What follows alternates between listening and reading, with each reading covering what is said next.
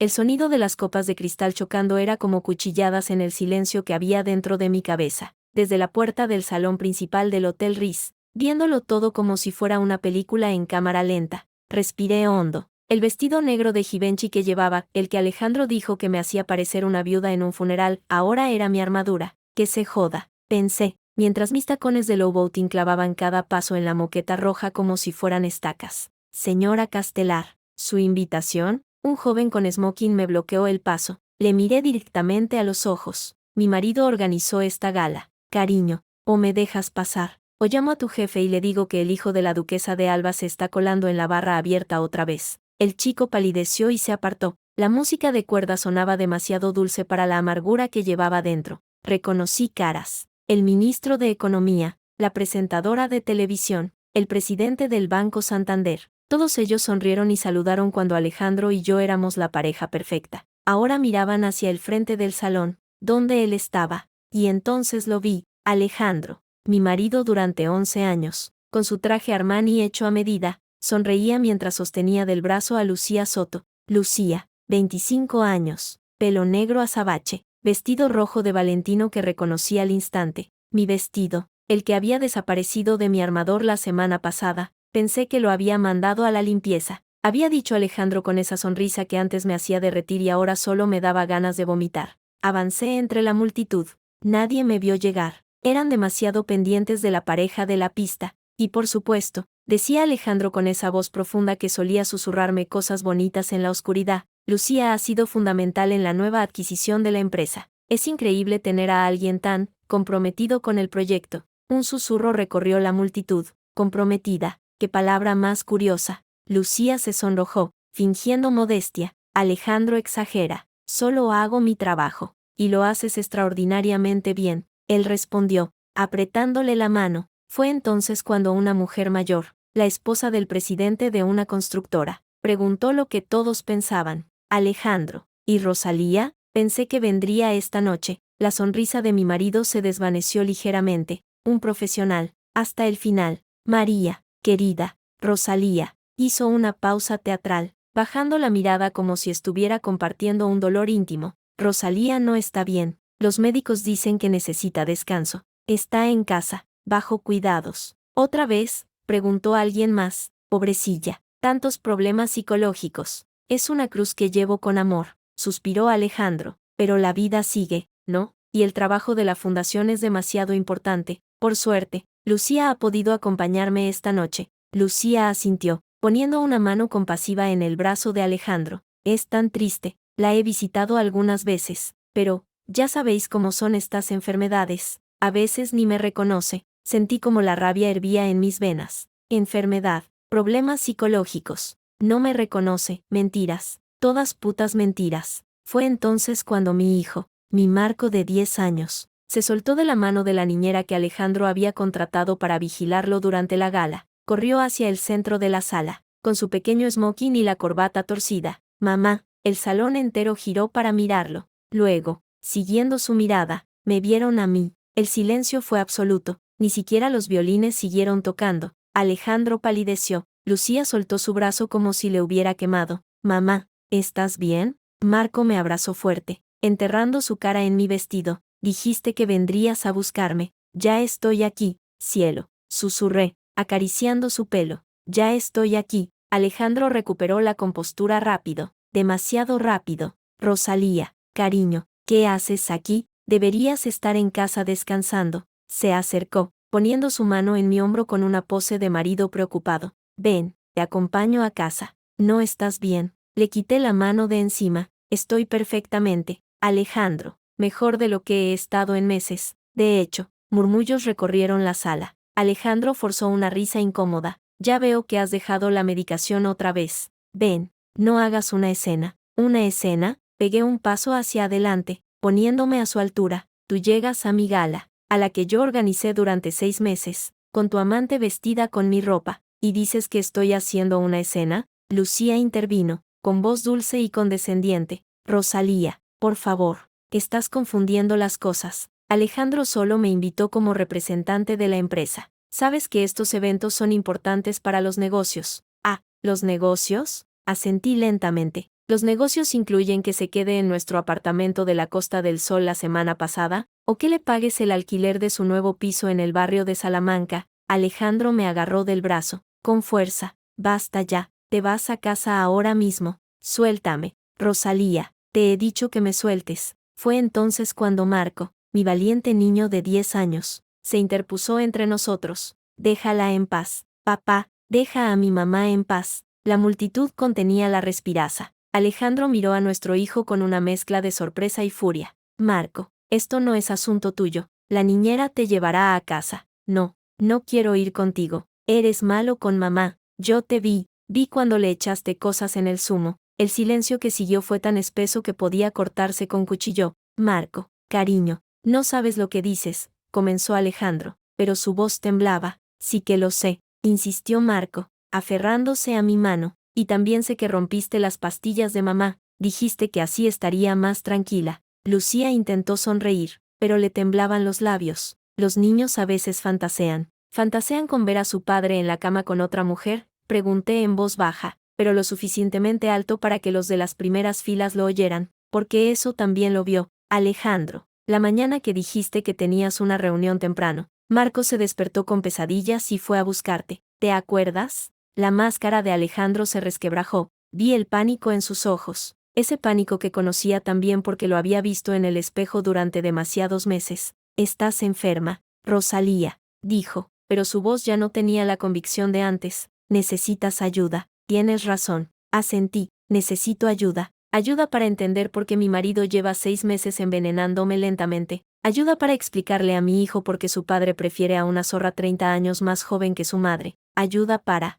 Eso es suficiente. Alejandro gritó. 2 guardias de seguridad se acercaron. Por favor, acompañen a mi esposa a la salida. Está teniendo un episodio. Los guardias dudaron. Yo los conocía, eran los mismos de cada año. José y Manuel. José, dije sin apartar la vista de Alejandro. ¿Te acuerdas cuando tu mujer tuvo cáncer y yo organicé la colecta para su tratamiento? El guardia más grande bajó la mirada. Sí, señora Castelar. ¿Crees que estoy loca? No, señora. Alejandro soltó un sonido entre risa y tos. Esto es increíble. Todos estáis cayendo en su juego. ¿No veis que necesita atención médica? Fue entonces cuando saqué el teléfono de mi bolso. ¿Sabes qué es esto, Alejandro? Es la grabación de nuestra conversación de anteayer, cuando me dijiste que, si me portaba bien, quizás me dejarías ver a Marco los fines de semana, cuando me explicaste que, por mi propio bien, tenías que internarme en una clínica en Suiza. Le di al play. Su propia voz llenó el silencio del salón.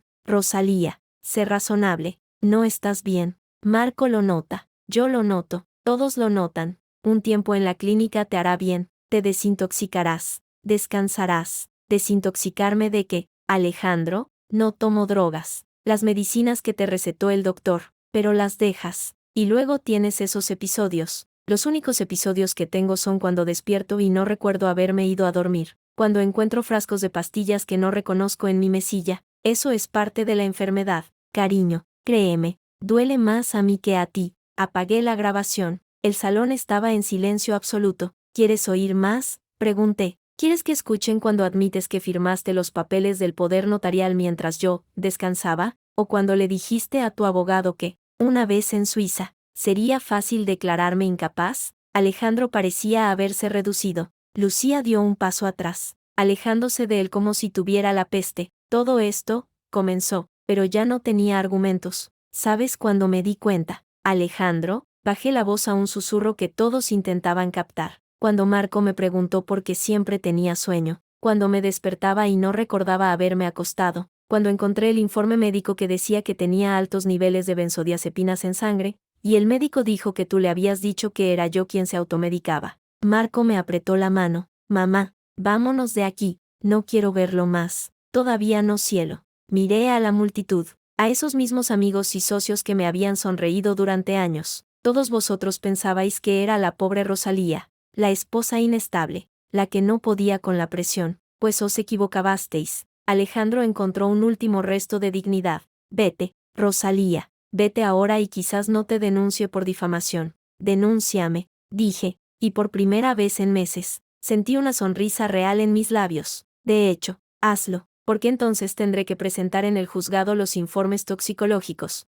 y las grabaciones, y los testigos, y los extractos bancarios de las transferencias a esa clínica suiza. Lucía se acercó a Alejandro, susurrando algo en su oído. Él asintió, recuperando algo de su arrogancia. Esto no es el lugar, dijo, intentando recuperar el control. Si quieres hablar, hablamos en casa, en privado. Ya no tengo casa contigo, Alejandro. Saqué un sobre de mi bolso, hoy por la mañana, mientras estabas ocupado eligiendo la corbata que combinaría con el vestido de tu amante. Mi abogada presentó la demanda de divorcio, por maltrato psicológico, por adulterio, y por intento de incapacitación fraudulenta. El sobre cayó a sus pies. Y esto, añadí, sacando otro documento, es una orden de alejamiento. No puedes acercarte a menos de 500 metros de mí o de Marco, y como esta gala está a mi nombre, comprueba el contrato. Cariño, tú eres el que tiene que irse. Alejandro miró el documento, luego a mí, luego a la multitud que observaba con ojos como platos. Te has equivocado,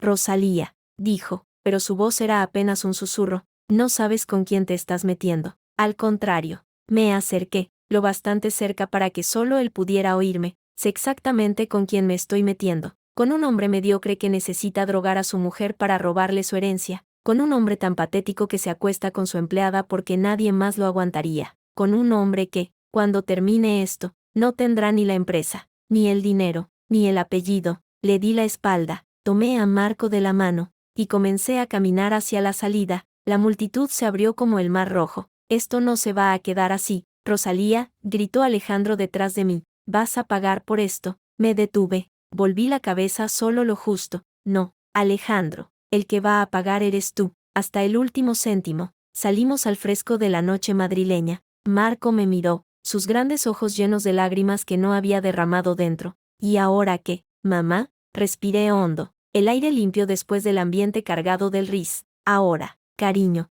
vamos a la guerra, y vamos a ganar. El coche que había pedido esperaba en la puerta, no el Mercedes que Alejandro me había comprado. Un Toyota normal, alquilado, con una mujer al volante que me sonrió al verme. ¿Todo bien, Ross?, preguntó mi hermana Clara. Mejor que bien. Me subí al asiento trasero con Marco. Ha empezado. Mientras nos alejábamos del hotel, miré por la ventana trasera. Alejandro estaba en la puerta, rodeado de periodistas que habían aparecido como buitres al olor del escándalo. Lucía intentaba esconderse detrás de él. Sonreí. Era solo el primer asalto. Clara, dije, llama a Elena. Dile que tenemos todo lo que necesitamos. Los informes médicos, listos. Las grabaciones, todas. Los testigos, uno de 10 años que es más valiente que cualquier edalte que conozco. Acaricié el pelo de Marco, que se había dormido contra mi hombro, agotado. Clara me miró por el retrovisor. ¿Y estás segura de querer hacer esto? Podemos irnos. A Nueva York. A Londres. Empezar de nuevo. Empezar de nuevo implica huir. Negué con la cabeza, mirando Madrid pasar por la ventana. Esta ciudad era mía tanto como de él. Más, incluso, mi abuelo había construido su primer edificio en Chamberí. Mi madre había crecido en un ático en la Gran Vía. Y yo no huyo. ¿Qué vas a hacer entonces? Lo que debería haber hecho hace años. Saqué mi teléfono. Abrí el correo electrónico. Había un mensaje de Elena Navarro, la mejor abogada de familia de España. Solo confirmación. Decía el asunto. Presioné responder. Escribió, fase 1, completada. Prepárense para la guerra. Antes de enviarlo, añadí una última línea. ¿Y Elena? No quiero solo ganar. Quiero arruinarlo. La respuesta llegó antes de que llegáramos a casa de Clara en Malasaña. Esa siempre ha sido la parte favorita. Esperaba sentir remordimientos, pena, algo, pero todo lo que sentía era una calma fría, como el acero. Alejandro había pensado que me tenía donde quería, drogada, confundida, sola, pero había cometido 2 errores. 1, subestimarme, y 2, olvidar que una madre a la que le tocan a su hijo es la cosa más peligrosa del mundo. Mamá, Marco se despertó cuando el coche se detuvo. Sí, cielo, ¿papá va a ir a la cárcel? Le miré a los ojos, esos ojos marrones que eran los míos, pero con la forma de los de su padre. No lo sé, Marco, pero lo que sí sé es que nunca más te hará daño, eso te lo prometo. Él asintió, serio como un niño que ha tenido que crecer demasiado rápido. Está bien, porque si vuelve a hacerte llorar, le rompo la nariz. Sonreí, con lágrimas en los ojos que esta vez no eran de tristeza. No hace falta, mi amor, esta vez, soy yo la que va a romperle todo. y mientras entraba en el pequeño pero acogedor piso de mi hermana, supe que era verdad. Alejandro Castelar había despertado a la mujer equivocada, y ahora iba a pagar el precio. El olor a incienso y a galletas quemadas de la cocina de mi hermana era lo más alejado posible del perfume caro y la hipocresía del Riz. Me senté en el sofá de cuero desgastado de Clara, temblando no de miedo, sino de adrenalina pura. Toma. Clara me empujó una taza de té humeante hacia las manos. De manzanilla, para los nervios. Los nervios se me pasaron hace 3 meses. Hermana, aún así, tomé un sorbo. El líquido caliente me quemó la lengua, pero me ancló a la realidad. Cuando encontré la segunda receta falsa con mi firma, Marco, sentado a mi lado, no me soltaba la mano. Tía Clara, ¿podemos quedarnos aquí siempre? Clara, mi hermana pequeña con tatuajes en los brazos y una mirada que había visto de todo en su bar de Malasaña, se agachó hasta quedar a su altura. Claro que sí, campeón, tienes tu habitación preparada, la de los cómics, ¿te acuerdas? Marco asintió, pero su mirada era seria. ¿Y si papá viene a buscarnos? Tu padre no va a poner un pie en este barrio, dije, poniéndole una mano en la mejilla. ¿Y si lo intenta? Tu tía Clara le parte la cara con la bota. Exacto, Clara sonrió, mostrando el piercing en su labio. Ahora, vete a desempacar. Tu mamá y yo tenemos que hablar de cosas de mayores. Cuando Marco desapareció por el pasillo, la sonrisa de Clara se desvaneció. Joder, Ross, lo de esta noche, he estado viendo los vídeos en Twitter. Ya es trending topic en Madrid. Ya. No pude evitar una sonrisa amarga. Alejandro siempre quiso ser famoso. Esto no es la fama que quería. Clara se sentó frente a mí, cruzando las piernas bajo su falda vaquera. Pero dime la verdad, ¿estás segura de todo esto? Lo de las medicinas, lo de las recetas falsas, es muy heavy. Abrí mi bolso, no el de diseñador que llevaba a las galas, sino una mochila sencilla que había preparado semanas atrás. Saqué una carpeta azul. ¿Qué es eso? El seguro de vida. Abrí la carpeta. Dentro había fotocopias, memorias USB y documentos impresos. 3 meses recopilando pruebas. Clara, cuando me desperté en el hospital después del intento de suicidio, que nunca sucedió, Ross, no, tienes que oírlo. Respiré hondo. Desperté con Alejandro llorando junto a mi cama, diciéndole a todo el mundo que me había tomado un frasco de pastillas, pero yo recordaba haberme acostado perfectamente. Solo había tomado el té que él me preparó. Clara palideció. ¿El cabrón? Empecé a revisar las cosas. Las recetas tenían mi firma, pero no era mi letra. Las cámaras de seguridad de la casa fallaban, siempre cuando yo tenía mis episodios. Y luego encontré esto. Saqué un informe médico. Análisis de sangre que me hice a escondidas. Niveles de benzodiazepinas 3 veces por encima de lo terapéutico. Y yo no tomaba nada. Clara, nada. ¿Por qué no fuiste a la policía entonces? Porque no tenía todas las piezas. Señalé la carpeta, hasta que no supe el por qué. No podía ir. Y el por qué está aquí. Saqué los documentos de la empresa. Castelar Mendoza. La fundó mi abuelo. Clara, papá nos dejó el 51% a las 2. ¿Te acuerdas? Clara asintió. Y le vendiste tu parte a Alejandro cuando os casasteis. Dijiste que era por amor. Un error que me costará el resto de mi vida. Pasé las páginas. Pero lo que Alejandro no sabe es que papá puso una cláusula. Si alguna de las dos quería recuperar nuestras acciones, podíamos hacerlo pagando el precio original de venta, y yo guardé ese dinero, todo. Estás diciendo que tengo derecho al 51% de la empresa, y como accionista mayoritaria, puedo pedir una auditoría. Saqué más papeles, transferencias a cuentas en las Islas Caimán, compras de propiedades a nombre de testaferros. ¿Y esto? Le mostré una foto, el apartamento de Lucía en el barrio de Salamanca, comprado hace 6 meses con dinero de la empresa. Clara silbó. Joder, Ross, esto es enorme. Y hay más. Bajé la voz. Marco me contó algo. Una carpeta azul en la caja fuerte del despacho de Alejandro. Dice que su padre la mira a menudo, siempre preocupado.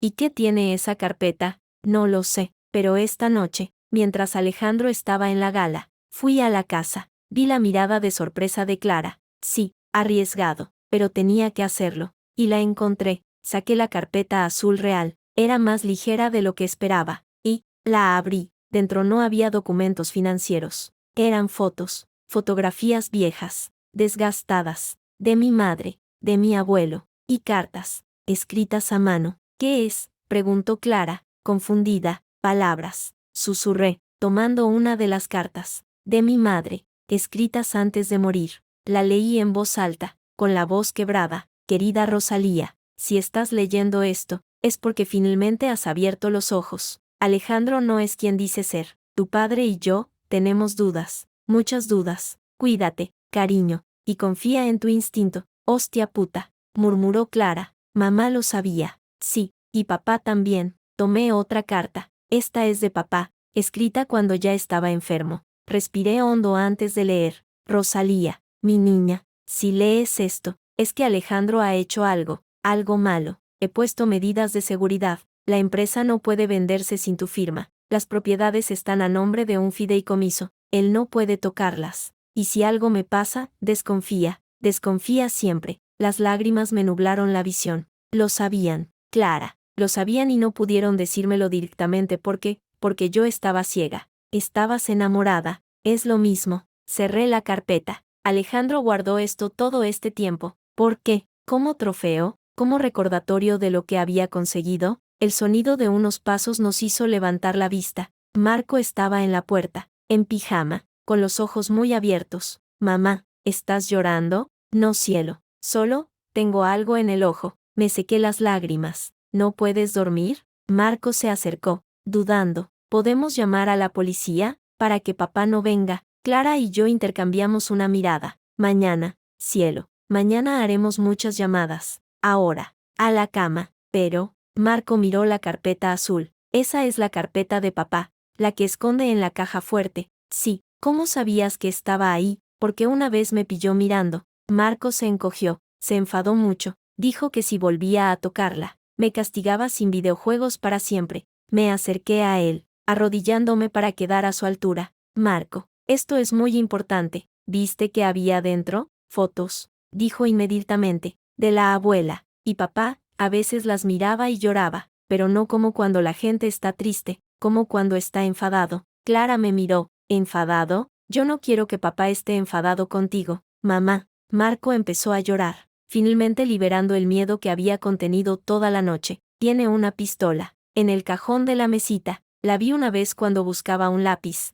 El aire se me escapó de los pulmones. Una pistola. Alejandro tenía una pistola. Marco, cariño, escúchame bien. Le tomé la cara entre mis manos. ¿Tu padre te ha amenazado alguna vez con la pistola? ¿O ha dicho algo sobre usarla? Una vez, susurró, cuando estabas dormida, dijo que a veces tenía ganas de acabar con todo, pero luego se rió y dijo que era una broma. No era una broma. Lo conocía demasiado bien, Alejandro y su humor negro, sus bromas que nunca tenían gracia. Vale, respiré hondo, intentando que mi voz no temblara. Ahora mismo, tu padre no puede hacernos daño. Tenemos una orden de alejamiento. ¿Recuerdas? Marco asintió, tragando saliva. Y mañana, vamos a ir a un sitio muy seguro, un sitio donde ni tu padre, ni nadie, nos encontrará. ¿Podemos llevar a tía Clara? Clara sonrió. Por supuesto, campeón. Ahora, a la cama. Mañana es un día grande. Cuando Marco desapareció de nuevo, Clara se volvió hacia mí,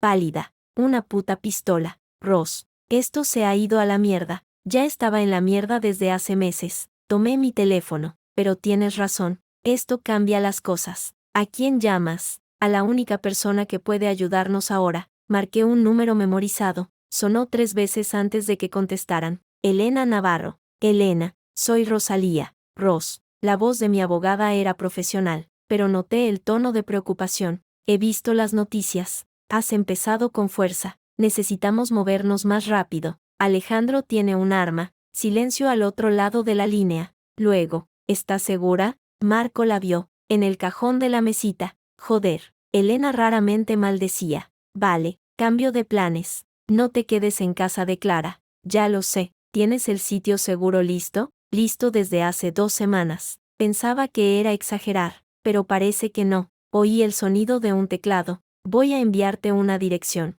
Llega allí antes del amanecer. Yo me reuniré contigo a las 8. ¿Y la orden de alejamiento? Ya está en trámite, pero con lo del arma, podemos pedir una orden de protección. Es más grave. Elena hizo una pausa. Ross, hay algo más. He estado revisando los documentos que me enviaste. Las transferencias a las Islas Caimán no son lo único. ¿Qué quieres decir? Tu marido no solo estaba robando dinero, estaba lavando dinero, y no cantidades pequeñas. Me quedé sin palabras. ¿Lavando dinero? ¿De qué? Eso todavía no lo sé, pero hay transacciones desde cuentas en Suiza, Luxemburgo, y algunas están vinculadas a nombres que reconozco. ¿Qué nombres? Elena respiró hondo. Gente peligrosa. Ross. Gente con la que no quieres meterte. Ya me he metido. Elena, pues métete más, porque si Alejandro está metido con esta gente, y les debe dinero, esto ya no es solo un divorcio, es tu vida en peligro. Colgué el teléfono, las manos temblando. Clara me miraba,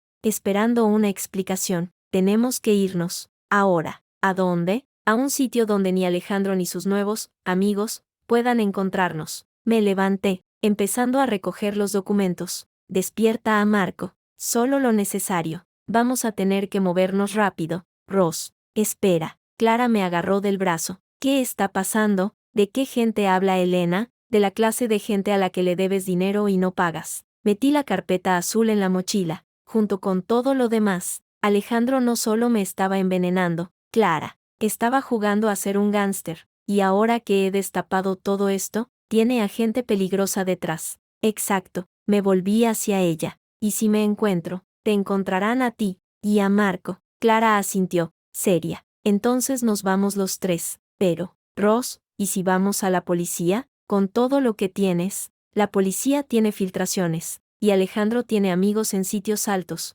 Recordé las cenas, las conversaciones, los favores intercambiados. No tenemos que hacer esto a nuestra manera, y tenemos que hacerlo rápido. Despertamos a Marco, que se mostró sorprendentemente despierto y cooperativo. Empacamos en 10 minutos. Ropa sencilla, documentos, nuestros pasaportes, nada que pudiera rastrearse. El coche, comenzó Clara. Lo dejamos. Cogeremos un taxi hasta Atocha, y de allí, otro hasta la dirección que me dio Elena. ¿Y si nos siguen? Por eso vamos a Atocha. Mucha gente, muchas cámaras. Si alguien nos sigue, lo veremos. Salimos al frío de la madrugada madrileña. Las calles de Malasaña estaban vacías, salvo por algún grupo de jóvenes que volvía de fiesta. No cogimos un taxi de la parada frente al portal, sino que caminamos 3 calles hasta encontrar uno que pasaba. Atocha, dije al conductor. Durante el trayecto, nadie habló. Marcos se durmió contra mi hombro. Clara miraba por la ventana trasera,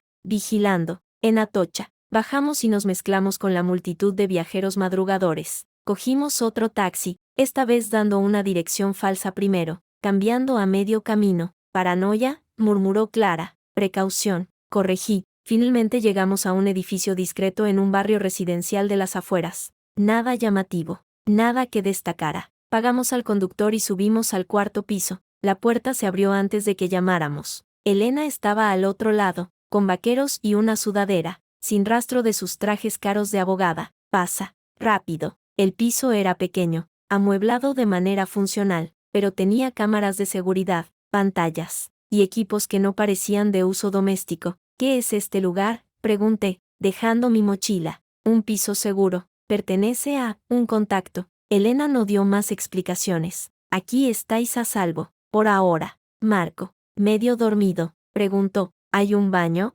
Segunda puerta a la derecha. Cielo. Cuando Marco desapareció, Elena se volvió hacia nosotras. Seria. Vamos a tener que acelerar el plan. Alejandro no se va a quedar quieto después de lo de anoche. Ya lo sé, pero no sabes esto. Elena puso su portátil sobre la mesa. En la pantalla había fotos. De Alejandro, de Lucía, y de un tercer hombre, de unos 50 años, con un traje que gritaba dinero pero de mala calidad. ¿Quién es?, preguntó Clara. Federico, el gallego, Vázquez. Elena amplió la foto. Dueño de varios clubes nocturnos en la Costa del Sol. Y, según mis fuentes, el principal prestamista de tu marido. Alejandro le debe dinero, mucho, tanto que ha estado desviando fondos de la empresa para pagarle los intereses. Elena cambió a otra imagen. Documentos bancarios. Aquí, transferencias mensuales. Siempre el mismo día, siempre la misma cantidad. Miré los números. 50.000 euros. Al mes.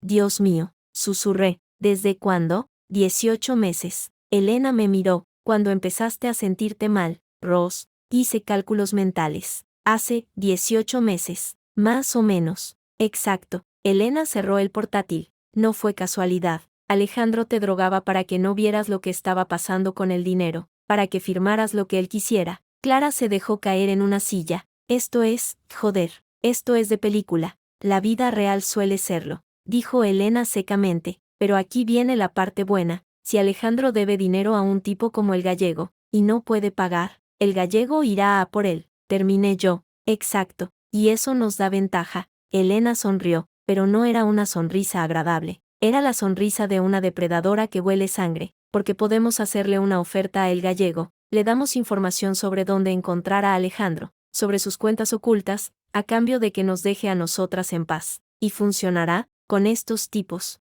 Siempre funciona. El dinero es lo único que importa. Elena se puso de pie, pero tenemos que movernos rápido. Hoy mismo voy a presentar la demanda de divorcio con todo lo que tenemos. Y voy a pedir medidas cautelares adicionales. Dada la posesión de un arma, ¿y la policía? Ya he hablado con un contacto. De confianza. Elena me miró. Ross, esto va a ser feo. Más feo de lo que imaginabas. ¿Estás segura de que quieres seguir adelante? Miré hacia el baño, donde Marco estaba lavándose las manos. Mi hijo, mi razón para todo. Estoy más segura que nunca. Bien. Elena cogió su abrigo. Entonces prepárate, porque a las 9 de esta mañana, toda España va a saber que Alejandro Castelar no es el empresario respetable que parece, y que su esposa no es la pobre loca que él dice que es. ¿Qué vas a hacer? Una rueda de prensa. Elena sonrió, pero no una normal. Voy a filtrar todo a la prensa. Los documentos, las grabaciones, las fotos de la gala de anoche, todo. ¿Y la investigación?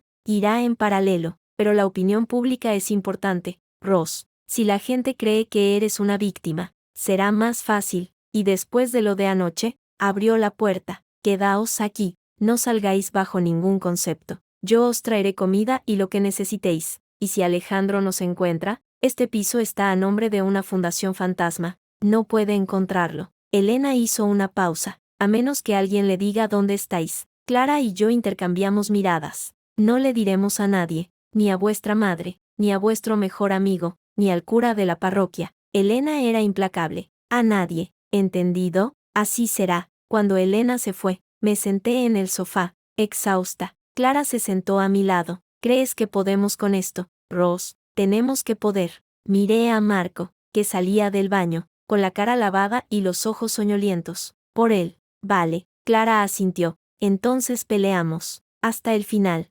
Juntas. Juntas. Marco se acurrucó entre nosotras. Vamos a estar bien, mamá, vamos a estar mejor que bien, cielo. Le besé la cabeza. Vamos a estar libres. Y por primera vez en meses, en años quizás, creí que era verdad, pero en el fondo, una voz susurraba que esto solo era el principio, que Alejandro no se rendiría tan fácilmente, que tenía demasiado que perder, y un hombre con nada que perder es el hombre más peligroso del mundo. La luz del amanecer entraba a través de las persianas del piso seguro, dibujando líneas de polvo en el aire. Me quedé mirando esas partículas flotando, preguntándome cuántas mañanas había despertado en mi suite de La Moraleja sin ver la luz, solo la penumbra de las pastillas y la confusión. Ahora cada detalle era nítido, dolorosamente claro. ¿No has dormido? Clara entró en la sala con 2 tazas de café. Su pelo, normalmente teñido de azul eléctrico, estaba recogido en un moño desordenado. Parecía tan cansada como yo me sentía. No podía. Acepté la taza, sintiendo el calor a través de la porcelana barata. Cada vez que cerraba los ojos, veía su cara, esa sonrisa de lástima que ponía cuando decía que me iba a llevar a un sitio mejor. Ese cabrón. Clara se sentó frente a mí, cruzando las piernas en el sofá. Pero hoy se le acaba la fiesta, ¿no? Ojalá fuera tan sencillo. Miré hacia el pasillo, donde Marco aún dormía. La audiencia es a las 11. Elena debería estar aquí pronto con los documentos finales. ¿Y estás preparada? Su mirada era directa, sin concesiones. Clara nunca había sido de medias tintas, porque una cosa es enfrentarte a él en una gala, con testigos, otra es hacerlo en un juzgado, con un juez que mira el expediente y ve a Rosalía Castelar. Problemas psicológicos documentados. Documentados por sus médicos, no por los míos. Tomé un sorbo de café, amargo y fuerte, como me gustaba, pero Alejandro siempre decía que era vulgar. Tengo los informes de la clínica privada a la que fui en Londres el mes pasado, sin benzodiazepinas en sangre, sin signos de depresión mayor, solo una intoxicación progresiva por sustancias administradas sin mi conocimiento. Clara silbó suavemente. ¿Fuiste a Londres? No me lo dijiste. No podía arriesgarme, ni siquiera contigo. Bajé la voz. Alejandro tenía gente vigilándome. Clara, el chofer, la señora que venía a limpiar. Todos le reportaban. Joder. Mi hermana palideció. Esto es como una película de espías. Es mi vida. Dejé la taza en la mesa, con un pequeño golpe, y hoy dejo de ser la víctima. El sonido de unos golpes en la puerta, en un ritmo específico, 3 rápidos, 2 lentos, nos hizo sobresaltarnos. Era el código acordado con Elena. Fui a abrir. Elena Navarro estaba impecable, como siempre. Traje chaqueta color gris perla, tacones discretos pero caros, el pelo recogido en un moño perfecto, pero bajo el maquillaje, vi las ojeras. Había trabajado toda la noche. Tenemos menos tiempo del que pensaba. Entró sin saludar, dejando su maletín sobre la mesa. Alejandro ha presentado una solicitud de medidas cautelares urgentes. Alega que representas un peligro para Marco. ¿Qué? Clara se puso de pie. Eso es una puta mentira. Sí, pero tiene testigos. Elena abrió el maletín, sacando carpetas. La niñera, Marta, ha firmado una declaración diciendo que te vio darle a Marco pastillas para dormir en varias ocasiones. Sentí como el suelo se movía bajo mis pies. Marta le pagaba la universidad, le compré el coche cuando chocó el de su padre, y ahora Alejandro le está pagando más. Elena no endulzaba las palabras. También presentó informes de 2 psiquiatras que te trataron. Bueno, que Alejandro llevó a casa diciendo que eran amigos, que querían ayudarte, el doctor Vidal y la doctora Ramos. Los nombres me salieron como un susurro. Venían a cenar, eran amables, y según sus informes, presenta síntomas de trastorno límite de la personalidad, tendencias paranoicas, y posible síndrome de Munchausen por poderes hacia Marco. Clara se llevó las manos a la boca. No puede ser, puede y es. Elena me miró. Ross, esto es serio. Si el juez cree estos informes, no solo pierdes la custodia, podrías terminar con una orden de internamiento psiquiátrico involuntario. El café subió amargo por mi garganta. ¿Qué necesitamos? Contratestigos, médicos de verdad. Y hizo una pausa. Marco, tiene que testificar. No. La respuesta fue automática, instintiva. No voy a poner a mi hijo de 10 años frente a un juez a declarar contra su padre. Rosalía. Elena puso una mano sobre la mía. Su contacto era firme. Seguro, si no lo hacemos, te quitan a tu hijo, legalmente, y con esos informes, Alejandro podría conseguir una orden de alejamiento permanente, pero es un niño que vio cosas, un niño que tiene derecho a contar lo que vio. Elena bajó la voz. He hablado con una psicóloga infantil, especializada en estos casos. Ella evalúa a Marco esta mañana, antes de la audiencia, si considera que está preparado, y que testificar no le hará daño, y si no está preparado, entonces no lo hacemos. Buscamos otra forma. Elena me sostuvo la mirada, pero tú conoces a Marco mejor que nadie. ¿Crees que puede hacerlo? Pensé en mi hijo, en cómo me había defendido en la gala, en cómo había guardado el secreto de la carpeta azul durante meses, en su mirada, tan antigua para sus 10 años. Tenemos que preguntarle a él. Marco desayunaba cereales en la pequeña cocina, concentrado en mojar cada cuchara en la leche antes de llevársela a la boca. Al verme, sonrió. ¿Hoy es el día que vamos al juzgado? Sí, cielo. Me senté frente a él, tomando sus manos entre las mías. Pero antes, necesito preguntarte algo importante, muy importante. Dejó la cuchara. Serio. ¿Qué pasa, mamá? En el juzgado, habrá un señor juez, y abogados. Y tu padre. Sentí cómo se tensaba al oír esto. Y si tú quieres, podrías hablar, decirle al juez lo que has visto, lo de las pastillas, lo de la carpeta, lo de la otra señora. Marco no respondió de inmediato. Jugueteó con su cuchara, haciendo círculos en el tazón. Si lo hago, ¿papá se enfadará mucho? Puede que sí, cielo. ¿Y me castigará? Ya no. Le apreté las manos, porque después de hoy, no volverá a vivir con nosotros, y el juez le dirá que no puede acercarse, nunca más, dije, y quise creer que era verdad. Marco respiró hondo, ese gesto tan adulto que me partía el corazón. El otro día, en el colegio, la profesora nos dijo que cuando vemos algo malo, tenemos que decirlo, aunque de miedo. Tu profesora tiene razón, papá hizo cosas malas. No era una pregunta, era una afirmación. A ti, y a mí también, cuando rompió mi videojuego porque no quise decir que estabas loca. No había sabido eso, no había sabido nada. La rabia era un nudo en la garganta. Entonces, ¿lo harás? Pregunté suavemente. Marco asintió. Sí, pero quiero que estés ahí, a mi lado. Estaré a tu lado todo el tiempo. Prometí. y la tía Clara también,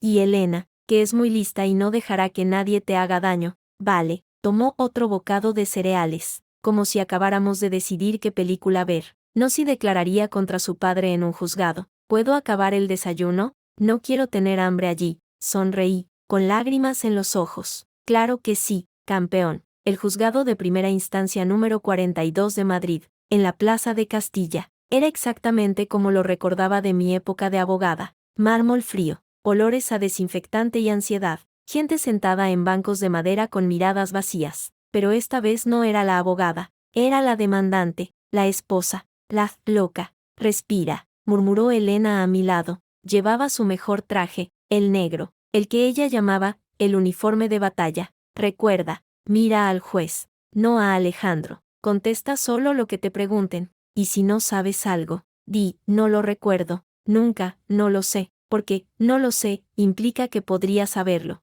Recité mecánicamente, lo había dicho cientos de veces a clientes, pero ahora las palabras sabían diferente. Exacto, me ajustó la chaqueta, un gesto maternal que no esperaba de ella. Y Ross, pase lo que pase, mantén la calma, él intentará provocarte, lo sé, desde el otro lado de la sala. Lo sentí antes de verlo, como un cambio en la presión del aire. Alejandro entraba rodeado de su equipo, su abogado, un tipo de 50 y tantos con traje demasiado caro, Lucía, con un vestido discreto pero claramente de diseñador, y dos personas más que no reconocí. Llevaba el mismo traje que en la gala, o tal vez otro igual, Armani, por supuesto, zapatos italianos, reloj de pulsera que costaba más que el sueldo anual de cualquiera en esta sala. Pero por primera vez, vi las grietas, el cansancio alrededor de los ojos, la tensión en la mandíbula, la forma en que sus dedos jugueteaban con un anillo que no solía llevar. Nuestras miradas se encontraron, y en sus ojos, vi algo que nunca había visto antes,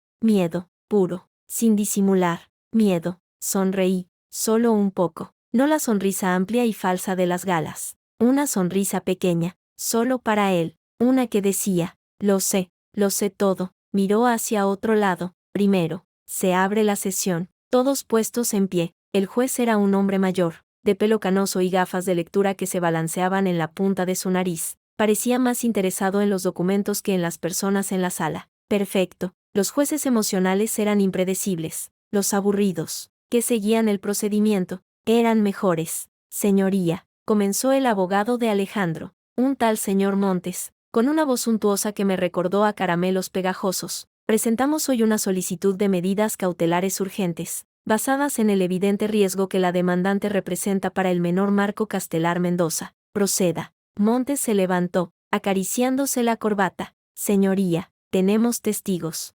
Documentación médica. La demandante, Rosalía Mendoza, padece trastornos psicológicos graves que la hacen incapaz de ejercer la custodia de su hijo. Falso, dijo Elena, sin levantarse, y tengo informes que lo demuestran. El juez levantó una mano. La demandante tendrá su turno. Abogada Navarro, continúe. Señor Montes, durante los siguientes 20 minutos, escuché cómo mi vida era desmontada, analizada y reconstruida como la de una demente. Según Montes, yo era una mujer inestable, celosa, que inventaba historias de envenenamiento para cubrir mi propia adicción a las benzodiazepinas. Presentó informes médicos, declaraciones de la niñera, incluso un vecino que decía haberme visto deambular por el jardín a altas horas de la noche, hablando sola. Cuando terminó, el juez me miró por primera vez. Señora Mendoza, ¿tiene algo que decir? Me levanté, sintiendo como las rodillas me temblaban, pero la voz, cuando salió, era firme, clara.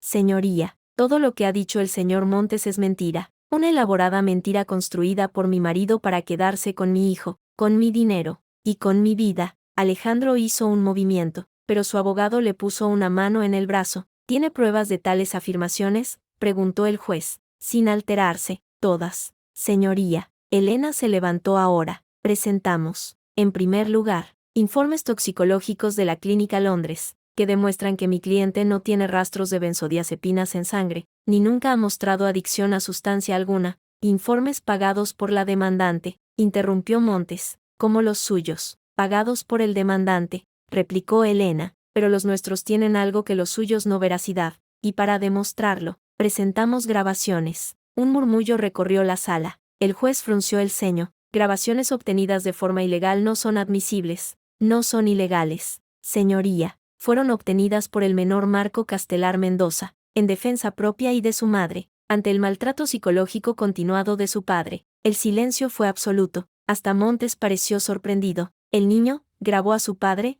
preguntó el juez, bajando las gafas para mirar a Elena. Sí, señoría, con su teléfono, un dispositivo que le regaló su padre, por cierto, y en esas grabaciones, el señor Castelar admite haber administrado medicación a su esposa sin su conocimiento, con el fin de mantenerla tranquila. Eso es falso. Alejandro se puso de pie, rompiendo el protocolo. Mi hijo jamás. Silencio en la sala. El juez golpeó el martillo. Señor Castelar, si se levanta otra vez sin permiso, le haré sacar de la sala. ¿Entendido? Alejandro se sentó, rojo de ira. Continúe. Abogada Navarro. Elena puso una memoria USB en el reproductor. Con su permiso, señoría. La voz de Alejandro llenó la sala. Clara, inconfundible. Marco, cariño, tienes que entender, tu madre no está bien. Las pastillas la ayudan a descansar. Pero papá, mamá dice que no quiere tomarlas. Las madres a veces no saben lo que es mejor para ellas. Por eso nosotros,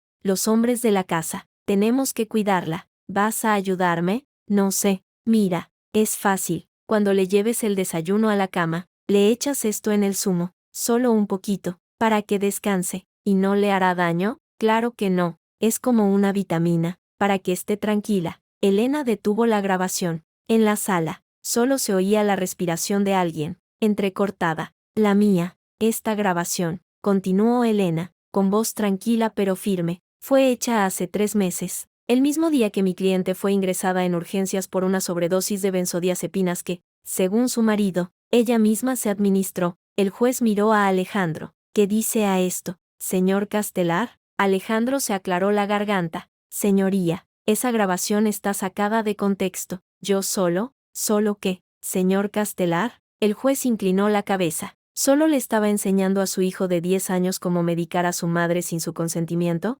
Era para su bien. La voz de Alejandro se quebró. Rosalía está enferma. Es inestable. Yo solo intentaba protegerla. Proteger a mi hijo. ¿Protegerlo de qué? Exactamente, pregunté, hablando por primera vez sin que me dieran permiso. ¿De mí? ¿O de la verdad? Cállate. Alejandro se volvió hacia mí, y por un momento, vi al hombre de verdad, el que había estado escondido detrás del traje caro y las sonrisas de sociedad. Rabia, desprecio, puro odio. Siempre has sido una loca, y ahora estás usando a nuestro hijo para vengarte porque ya no te aguanto. Señor Castelar. El juez golpeó el martillo repetidamente. Otro comentario así y le saco de esta sala. Montes tiró de la manga de Alejandro, forzándolo a sentarse, susurró algo en su oído, y Alejandro asintió, respirando hondo. Señoría, dijo Montes, intentando recuperar la compostura, mi cliente está comprensiblemente alterado. Ver a su esposa, la madre de su hijo,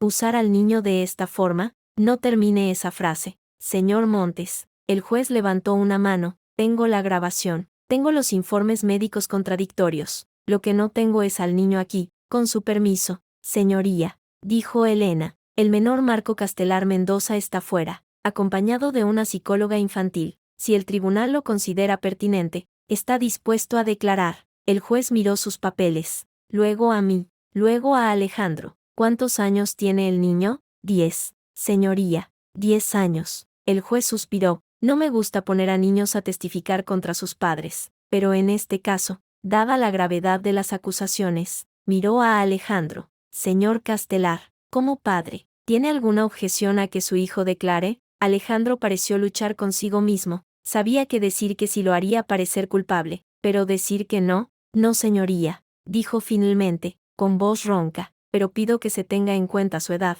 y su susceptibilidad a la influencia de su madre. Señoría, intervino Elena, la psicóloga infantil ha evaluado a Marco y considera que es perfectamente capaz de distinguir entre la verdad y la mentira, y que su declaración no le causará daño psicológico. Traigan al niño. Los minutos que pasaron mientras iban a buscar a Marco fueron los más largos de mi vida. Alejandro no me quitaba la vista de encima. Sus ojos decían todo lo que su boca no podía. Te voy a destruir, te voy a quitar todo, empezando por él. Cuando la puerta se abrió, Marco entró de la mano de una mujer de unos 40 años, vestida de forma discreta. La psicóloga, supuse, Mi hijo llevaba unos vaqueros y una camisa, el pelo peinado hacia atrás. Parecía pequeño, frágil, pero cuando me vio, sonrió. Un pequeño, valiente movimiento de los labios. Marco, dijo el juez, con un tono más suave, ven, siéntate aquí, por favor. Marco se sentó en la silla destinada a los testigos, demasiado grande para él. Sus pies no llegaban al suelo.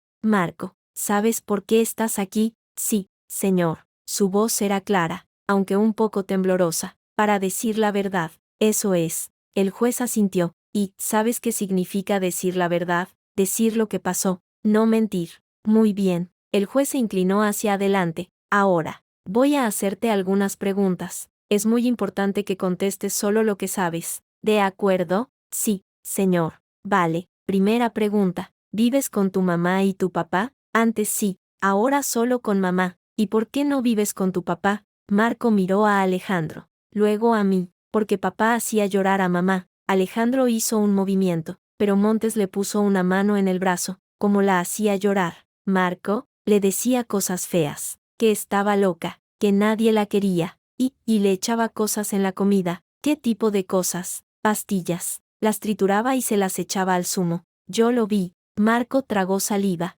Una vez le pregunté por qué, y dijo que era para que mamá estuviera tranquila, pero mamá no estaba tranquila, estaba dormida, todo el día. El juez tomó notas. ¿Y tu papá te pidió que le ayudaras a echar las pastillas? Marco bajó la mirada. Sí, pero yo no quise, y se enfadó. Rompió mi videojuego. Desde el otro lado de la sala, vi cómo Alejandro palidecía. Marco, continuó el juez, ¿alguna vez tu papá te ha hecho daño? No, pero una vez, cuando mamá estaba en el hospital, dijo que si no era bueno, me mandaría a un internado, donde no vería a mamá nunca más. El juez dejó de escribir. ¿Tu papá te dijo eso? Sí, dijo que si le contaba a alguien lo de las pastillas, me iría lejos y no volvería a ver a mamá. La sala estaba en silencio. Elena me tocó la mano bajo la mesa. Estaba temblando. Última pregunta, Marco, y quiero que pienses bien antes de responder. El juez se quitó las gafas. ¿Te da miedo tu papá? Marco tardó en responder. Miró a su padre, y en sus ojos vi algo que me partió el corazón. No solo miedo, sino decepción. La decepción de un niño que ha descubierto que su héroe tiene pies de barro. Sí, dijo finalmente, con una vocecita que apenas se oía. Me da miedo que le haga daño a mamá. Fue entonces cuando Alejandro rompió. Eso es mentira. Se levantó, derribando la silla. Le has lavado el cerebro. Le has obligado a decir eso. Señor Castelar. El juez golpeó el martillo. Guardia, saque a este hombre de mi sala. No esperen. Alejandro se liberó del guardia que se acercaba. Señoría, por favor, es mi hijo, mi único hijo. Ella me lo está robando. Usted intentó robarle la salud, la cordura, y la vida a su esposa, dijo el juez, con una frialdad que hizo que hasta a mí se me helara la sangre, y usó a su hijo para hacerlo. Por lo que he oído hoy, no me sorprende que el niño le tenga miedo, pero, silencio. El juez miró a Montes. Su cliente ha incumplido las normas de esta sala, ha insultado a la demandante, y ha intentado intimidar a su propio hijo, dada la gravedad de las acusaciones, y la evidencia presentada. Concedo las medidas cautelares solicitadas por la demandante. Alejandro se desplomó en su silla. El señor Alejandro Castelar deberá abandonar el domicilio conyugal en un plazo de 48 horas. Se le prohíbe acercarse a menos de 500 metros de la demandante, Rosalía Mendoza, y del menor Marco Castelar Mendoza. Se le retira la custodia provisional, que queda en manos de la madre, y, el juez hizo una pausa dramática, dada la posesión de un arma de fuego, que el menor ha confirmado, ordenó su entrega inmediata a las autoridades. El que, Alejandro parecía haber sido golpeado. Un arma, señor Castelar. Su hijo ha declarado que vio una en su mesita. Si no la entrega en las próximas 24 horas, será detenido por desacato. Montes intentó intervenir. Señoría, mi cliente tiene licencia para esa arma. Es completamente legal, y completamente inapropiada en un hogar con un niño, especialmente dado el contexto de esta causa. El juez se puso de pie. La audiencia ha terminado. Próxima vista. Dentro de un mes, para la custodia definitiva. El martillazo final resonó en la sala como un disparo. Por un momento, nadie se movió. Luego, Elena me tocó el hombro. Vámonos. Ahora. Pero no podía moverme. Miraba a Alejandro, que tenía la cabeza entre las manos, mientras Montes le hablaba en voz baja. Lucía se acercó, poniendo una mano en su espalda, pero él la sacudió. Luego, levantó la cabeza, y me miró. No había rabia en sus ojos ahora, ni desprecio, solo una fría, absoluta certeza, y sus labios formaron dos palabras, claras como el día, aunque no hubiera sonido: te mataré. Marco vino corriendo hacia mí, abrazándome fuerte. Ya podemos irnos, mamá. Sí, cielo. Lo abracé, enterrando la cara en su pelo. Ya podemos irnos. Has sido muy valiente. Papá está muy enfadado. No importa.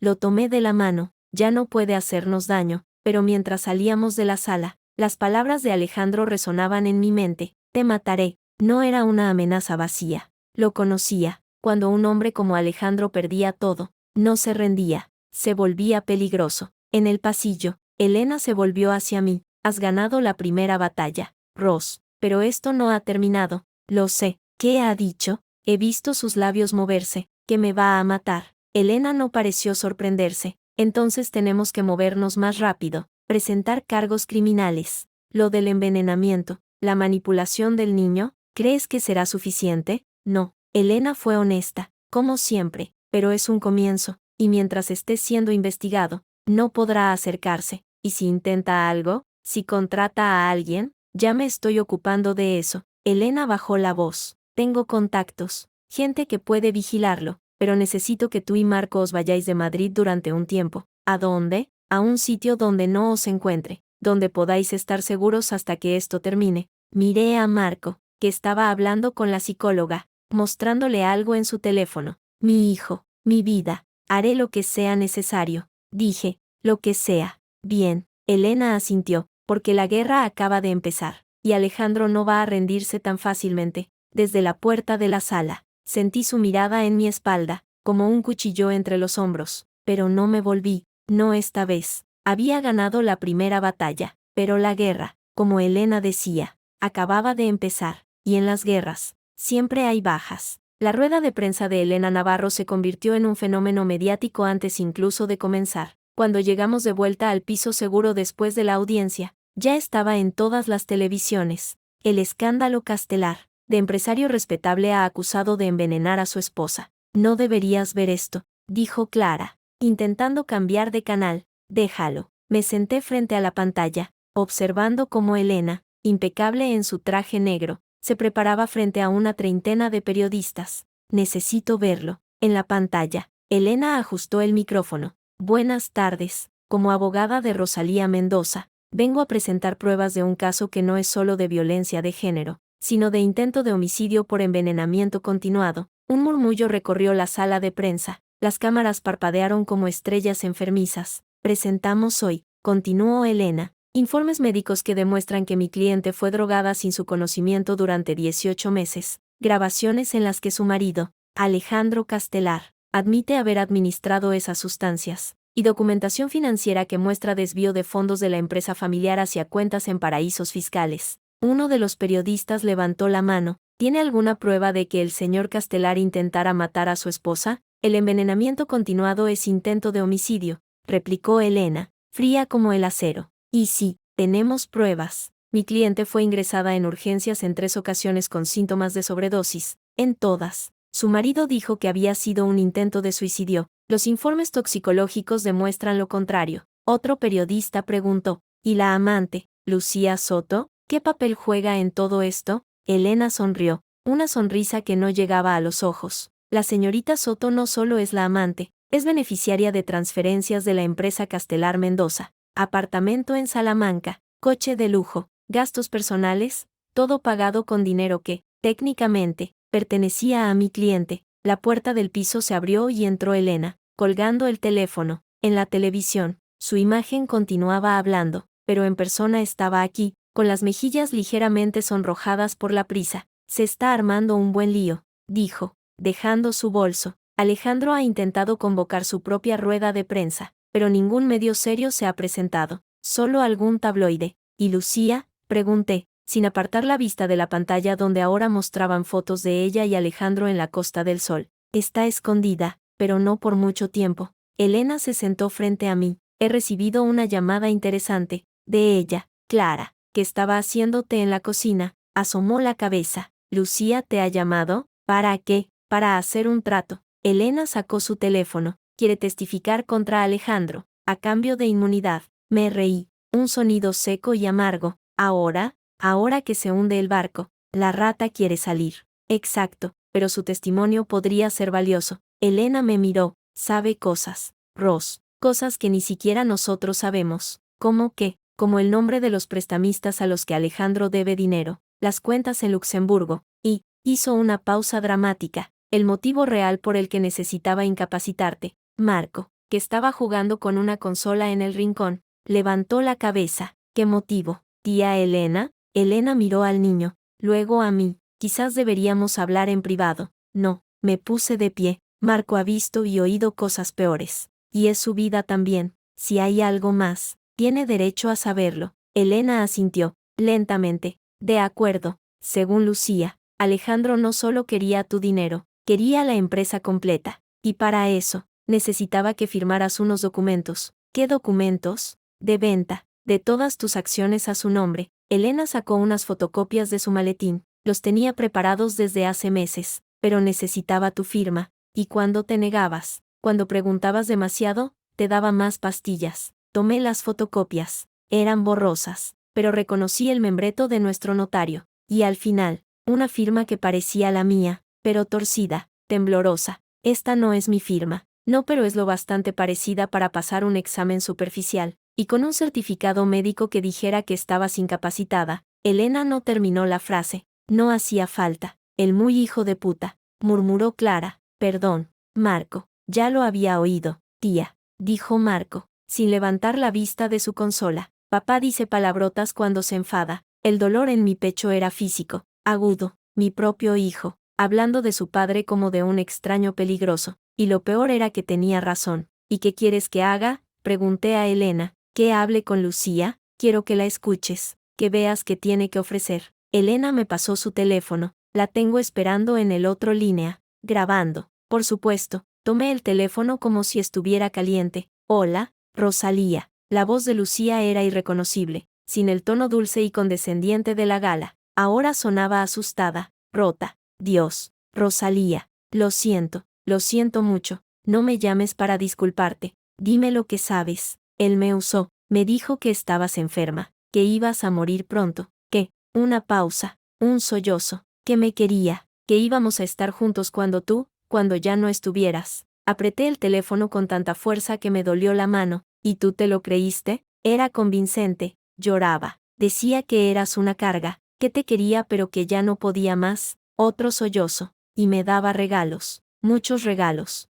Pero ahora sé que era con tu dinero. Todo con tu dinero. No te hagas la víctima. Lucía, tú sabías que estaba casado. Tú sabías que tenía un hijo. No sabía lo de las pastillas. Te lo juro. Pensaba que estabas enferma de verdad. Hasta que, cayó. Hasta que una noche, en su despacho, lo vi triturar pastillas. Y cuando le pregunté, se enfadó. Dijo que era medicina para tu ansiedad, que a veces te negabas a tomarla. Lucía respiró hondo, pero tenía miedo, porque cuando se enfadaba, era otro, como si se le fuera la cabeza. Recordé esas miradas, esos momentos en que Alejandro parecía un extraño, los había atribuido a mi confusión, a las drogas, pero tal vez siempre había estado allí, ese otro yo, y yo me había negado a verlo. ¿Qué más? Debe dinero, mucho dinero, a un tipo peligroso. Lucía bajó la voz. Le dicen, el gallego. Alejandro invirtió en unos clubes nocturnos en la Costa del Sol, y fracasó, y ahora le debe casi 1.000.000 de euros. 1.000.000. La cifra resonó en la habitación silenciosa. Hasta Clara dejó de moverse, y, pregunté, aunque ya sabía la respuesta. Y el gallego no es paciente. Ha amenazado a Alejandro. Dijo que si no pagaba, le haría daño. A él, a ti, cayó de nuevo. A Marco. Terminé yo. La habitación dio vueltas. ¿Amenazó a mi hijo? Solo dijo, a tu familia. Pero Alejandro entendió el mensaje. Lucía lloraba abiertamente ahora. Por eso aceleró todo. Por eso necesitaba el dinero rápido. Por eso, lo de las pastillas. Colgué el teléfono. Lo dejé sobre la mesa como si me hubiera quemado. Ross. Clara se acercó. ¿Estás bien? No. La palabra salió como un suspiro. Nunca he estado peor. Elena tomó el teléfono. Su testimonio es valioso. Con esto, más las grabaciones. Podemos presentar cargos por conspiración para cometer homicidio. ¿Y Marco? ¿Estás seguro? Mientras estemos aquí. Sí, pero, Elena no terminó. No hacía falta. El gallego no era un hombre que se detuviera ante órdenes de alejamiento. Tenemos que irnos de Madrid, dije, decidida, lejos, donde nadie nos encuentre. Hay un sitio, dijo Elena, en el norte, una casa segura, pertenece a un contacto. Podéis quedaros allí hasta que esto se resuelva. ¿Y la empresa? Pregunté. Si me voy, Alejandro recuperará el control. Ya no. Elena sonrió. Mientras hablabas con Lucía, he estado trabajando, como accionista mayoritaria. Has convocado una junta extraordinaria para mañana, vía telemática, por seguridad. ¿Y los demás accionistas? Tu hermana tiene el 5%. Yo he comprado otro 10% a través de un testaferro, y 3 de los 5 miembros del consejo están de tu lado. Elena abrió su portátil. Alejandro tiene el 30%. No puede hacer nada. Miré los números en la pantalla, las gráficas, los porcentajes. Esta era la lengua que entendía, la que había estudiado, la que había amado antes de que Alejandro me convenciera de que era poco femenina dedicarme a los negocios. Convoquemos la junta, dije, y quiero proponer una moción de censura, que Alejandro sea destituido como director general. Ya está en marcha. Elena me pasó un documento. Solo necesitas firmar. Tomé el bolígrafo. Era el mismo gesto que había hecho 1000 veces, firmando documentos que Alejandro ponía frente a mí diciendo confía en mí, cariño, pero esta vez, sabía lo que firmaba, esta vez, era mi decisión, firmado, perfecto. Elena guardó el documento. La junta es mañana a las 10. Mientras tanto, prepara tus cosas. Salimos para el norte al anochecer. ¿Tan pronto? Cuanto antes. Mejor. Elena se puso de pie. Ahora, si me disculpáis, tengo que preparar la declaración de Lucía ante notario, y ponerme en contacto con la policía sobre el gallego. Cuando se fue, Clara y yo nos miramos. En sus ojos, vi el mismo miedo que sentía yo.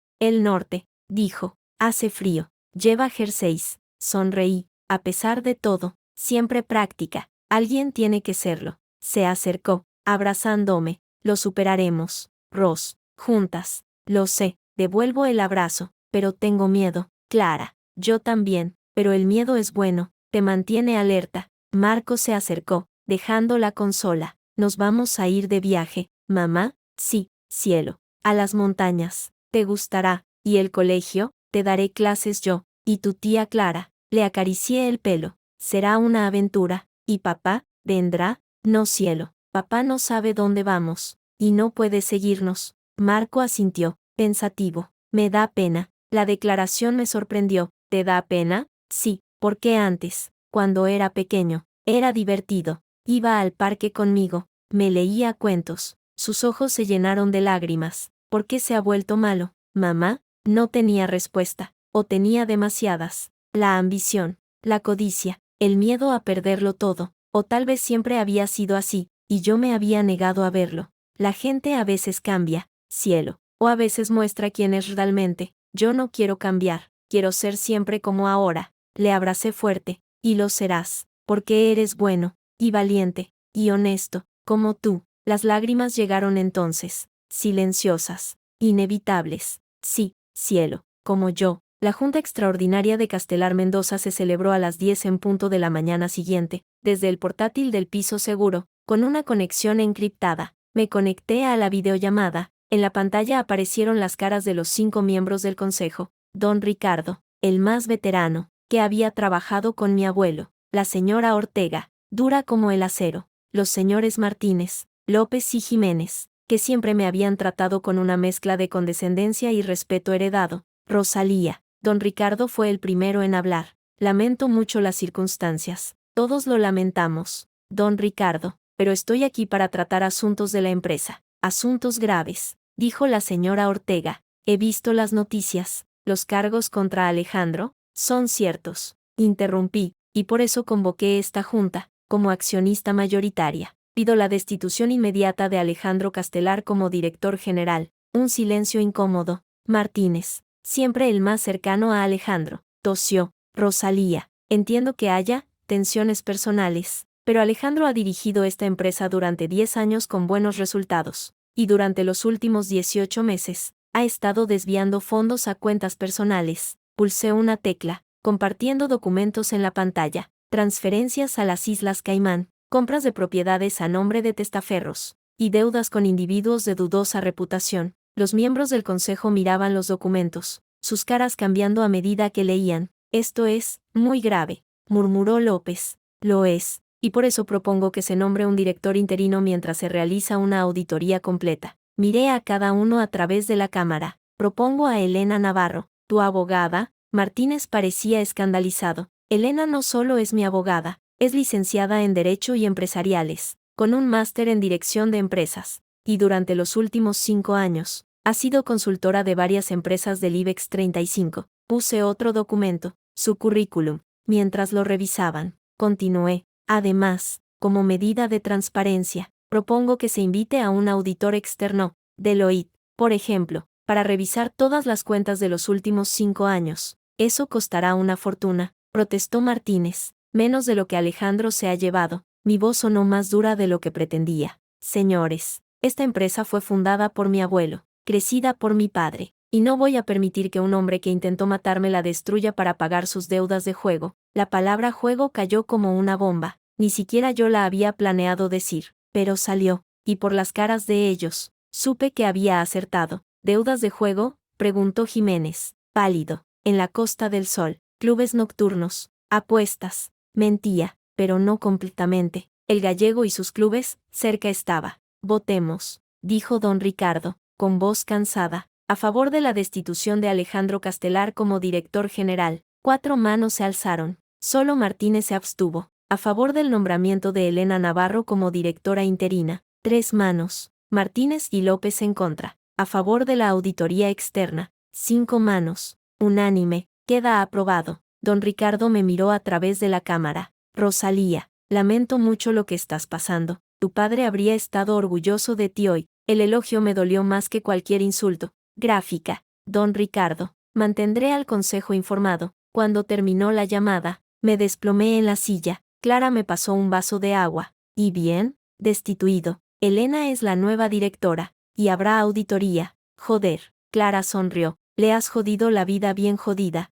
Él intentó jodérmela a mí primero. Tomé un sorbo de agua. Ahora, a preparar las maletas. Esta noche nos vamos. Mientras empacábamos, sonó mi teléfono. Un número desconocido. Casi no contesto, pero algo me dijo que debía hacerlo. Sí, Rosalía. La voz de Alejandro era tan cercana, tan íntima, que por un momento pensé que estaba en la habitación. ¿Contenta? No te puedo hablar. Hay una orden de alejamiento, que me importa una mierda. Su voz era áspera, rota. Me has quitado todo. La empresa, mi hijo, mi vida. Tú te lo has quitado todo solo. Mentira, gritó, y en el fondo oí algo romperse. Todo era mío. La empresa, el dinero, todo. Tú solo estabas ahí, como un adorno bonito. Respiré hondo. ¿Para eso llamas? ¿Para insultarme? Llamo para darte una última oportunidad. Retira los cargos. Firma la empresa a mi nombre, y te dejo irte con algo de dinero. Con Marco. Me reí. En serio. Me reí. ¿En serio? Después de todo, ¿crees que voy a ceder? Si no lo haces. Hizo una pausa, y cuando volvió a hablar, su voz era un susurro venenoso. El gallego no es paciente, y tiene gente en todas partes, incluso en el norte. El frío me recorrió la espalda. ¿Qué sabes tú del norte? Que Elena tiene una casita allí, muy bonita, muy aislada. Otra pausa. Sería una lástima que pasara algo. Colgué. Mis manos temblaban tanto que el teléfono se me cayó al suelo. Ross. Clara se acercó. ¿Qué pasa? Él sabe. Sabe que nos vamos al norte. ¿Cómo? No importa cómo. Lo sabe. Me puse de pie. Tenemos que irnos ya. Ahora. Pero Elena dijo al anochecer. Ahora. Clara. Grité. Y Marco, que estaba en la puerta, se asustó. Lo siento, cielo, pero tenemos que irnos. Ya, en 10 minutos. Habíamos empacado lo esencial. Dejamos el resto. Salimos del piso sin mirar atrás. En la calle, Clara buscó un taxi con la mirada. No, no taxi. Miré alrededor. Metro. Es más difícil de seguir. Bajamos a la estación de Tribunal, mezclándonos con la multitud. En el vagón, rodeadas de gente ajena a nuestro drama, por primera vez me sentí relativamente segura. Hasta Chamartín. Le dije a Clara. De allí, un tren a cualquier parte. ¿Y Elena? La llamaré desde el tren. Miré a Marco, que estaba pegado a mi lado, pálido. Está bien, cielo. Estamos a salvo. Papá nos está buscando, ¿verdad? Sí, pero no nos encontrará. ¿Cómo puedes estar segura? Porque ya no soy la mujer que era. Pensé, porque he aprendido a pensar como él, a anticiparme, a sobrevivir, porque soy tu madre, dije en voz alta, y las madres protegen a sus hijos, pase lo que pase. El tren entró en la estación con un chirrido de frenos. Subimos, encontramos asientos. Cuando el tren comenzó a moverse, miré por la ventana a Madrid desapareciendo, la ciudad donde nací, donde me casé, donde casi muero. Volveré, pensé, pero cuando lo haga, será en mis términos, y Alejandro Castelar será solo un recuerdo desagradable. El teléfono vibró, un mensaje de Elena. ¿Dónde estáis? En el tren. Alejandro sabía lo del norte. Cambiamos de planes. La respuesta llegó inmediatamente. Bien hecho. Os envío una dirección nueva, en el sur, más seguro. Una dirección en Cádiz, al otro extremo del país. Gracias. Escribí. No me las des aún. Esto no ha terminado. Cuida de Marco. Cerré los ojos. El cansancio me venció de repente. Un peso de meses, de años. Mamá. Marco me tocó el brazo. ¿Estás bien? Abrí los ojos. Sí, cielo. Solo cansada. Duerme. Yo te aviso cuando lleguemos. Sonreí, acariciando su mejilla. Mi hijo, mi protector. Gracias, mi amor. Y mientras el tren atravesaba la meseta, me dormí. Soñé con mi padre, con su sonrisa, con su voz diciendo, esa es mi niña, así se hace, y por primera vez en mucho, mucho tiempo, me sentí en paz. El aire salado de Cádiz olía a libertad. Desde la ventana de la casa segura, una construcción encalada con vistas al Atlántico, veía las olas romper contra las rocas con una furia que resonaba dentro de mí. Llevábamos 3 semanas allí, 3 semanas de llamadas encriptadas con Elena, de preparar el caso, de esperar. Mañana, dijo Clara, poniendo un café frente a mí. ¿Estás lista? El juicio penal contra Alejandro comenzaba al día siguiente. No sería en Cádiz, sino en Madrid. Volver. La idea me hacía temblar. Tengo que estarlo. Tomé el café, y Marco, con la psicóloga, le está preparando para el testimonio. Clara se sentó. Ross, aún estás a tiempo de cambiar de idea. Puede testificar por videoconferencia. No, sacudí la cabeza. Tiene que estar allí, tiene que mirar a su padre a los ojos y decir la verdad.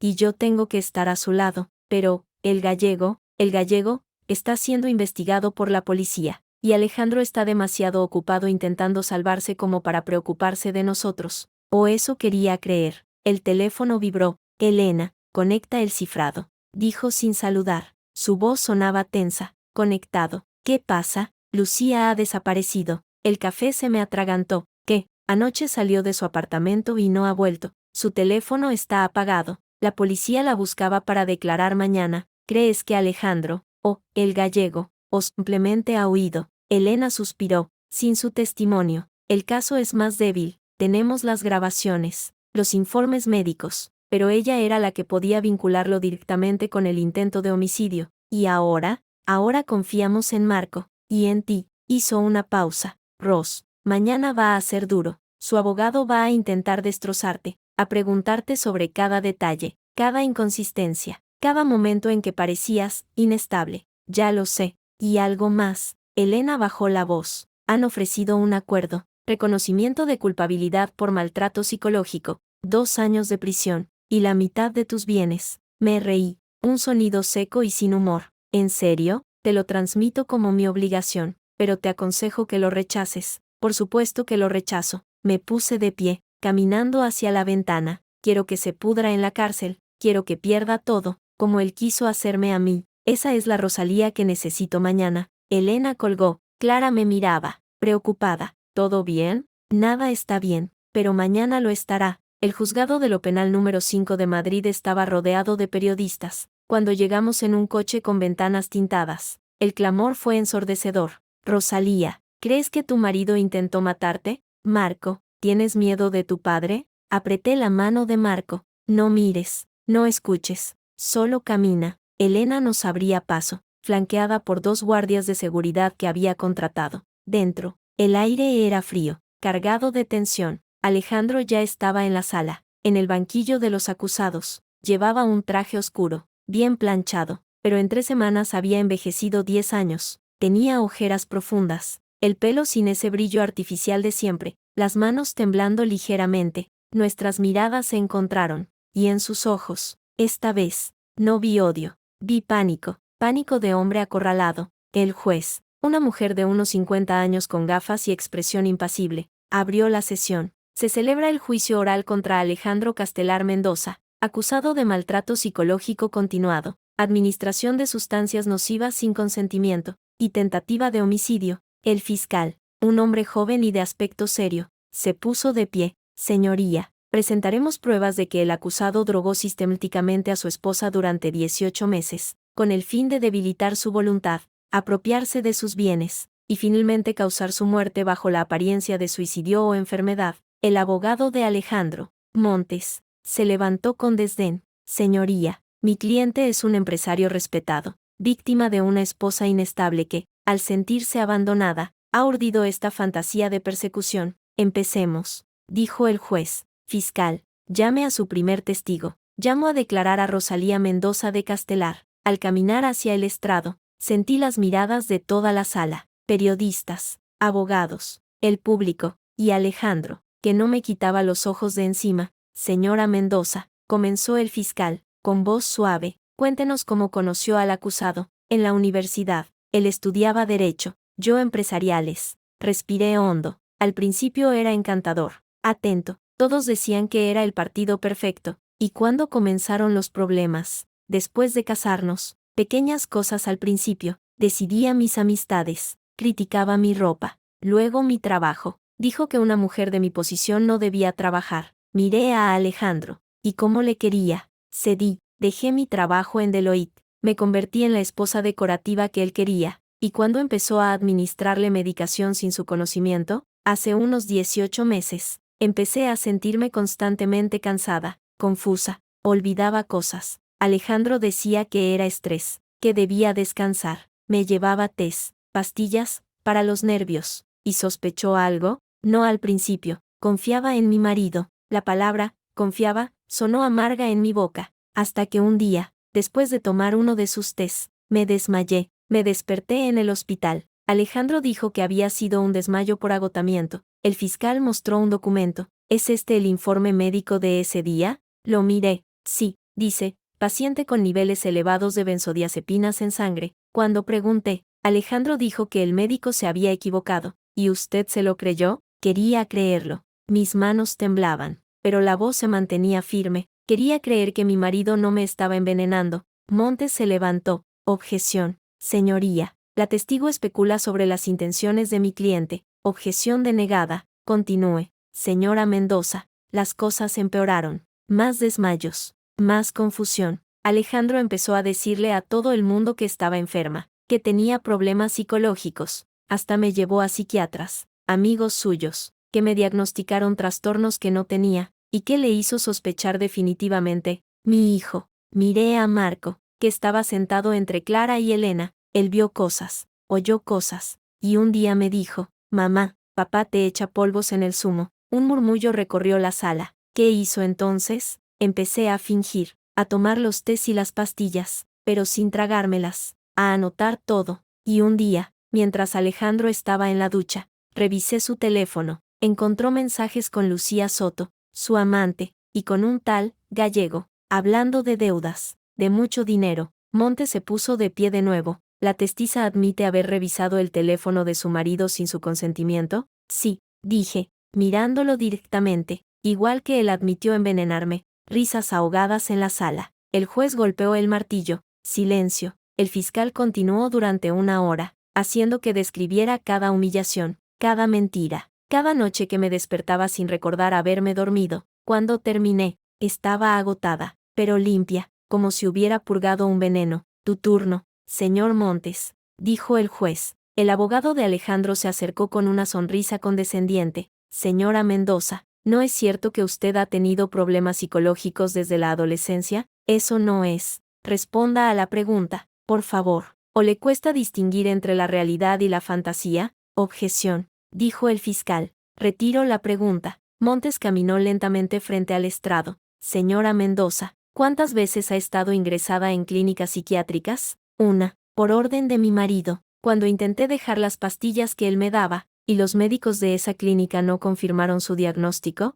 eran amigos de mi marido, como todos los médicos que he tenido en los últimos años. Montes mostró un documento. Este es un informe del Dr. Vidal, uno de los psiquiatras más respetados de Madrid. Diagnostica trastorno límite de la personalidad. Él también estaba en el complot. Mi marido pagó a ese médico. Tengo pruebas de transferencias bancarias. Pruebas que aparecieron misteriosamente cuando decidió divorciarse. Montes se volvió hacia el juez. Señoría, la testigo es una mujer resentida que, al ver que su marido la dejaba por otra, ha urdido esta elaborada fantasía de envenenamiento. Eso no es verdad. Me levanté, sin poder contenerme. No. Montes se acercó, y la noche de la gala, cuando humilló a su marido públicamente, ¿eso es propio de una persona estable? Era la primera vez en meses que estaba completamente despierta, sin drogas, y vi la verdad, o la versión que quería ver. Montes hizo una pausa dramática. Señora Mendoza, ¿no es cierto que usted intentó suicidarse en 2 ocasiones?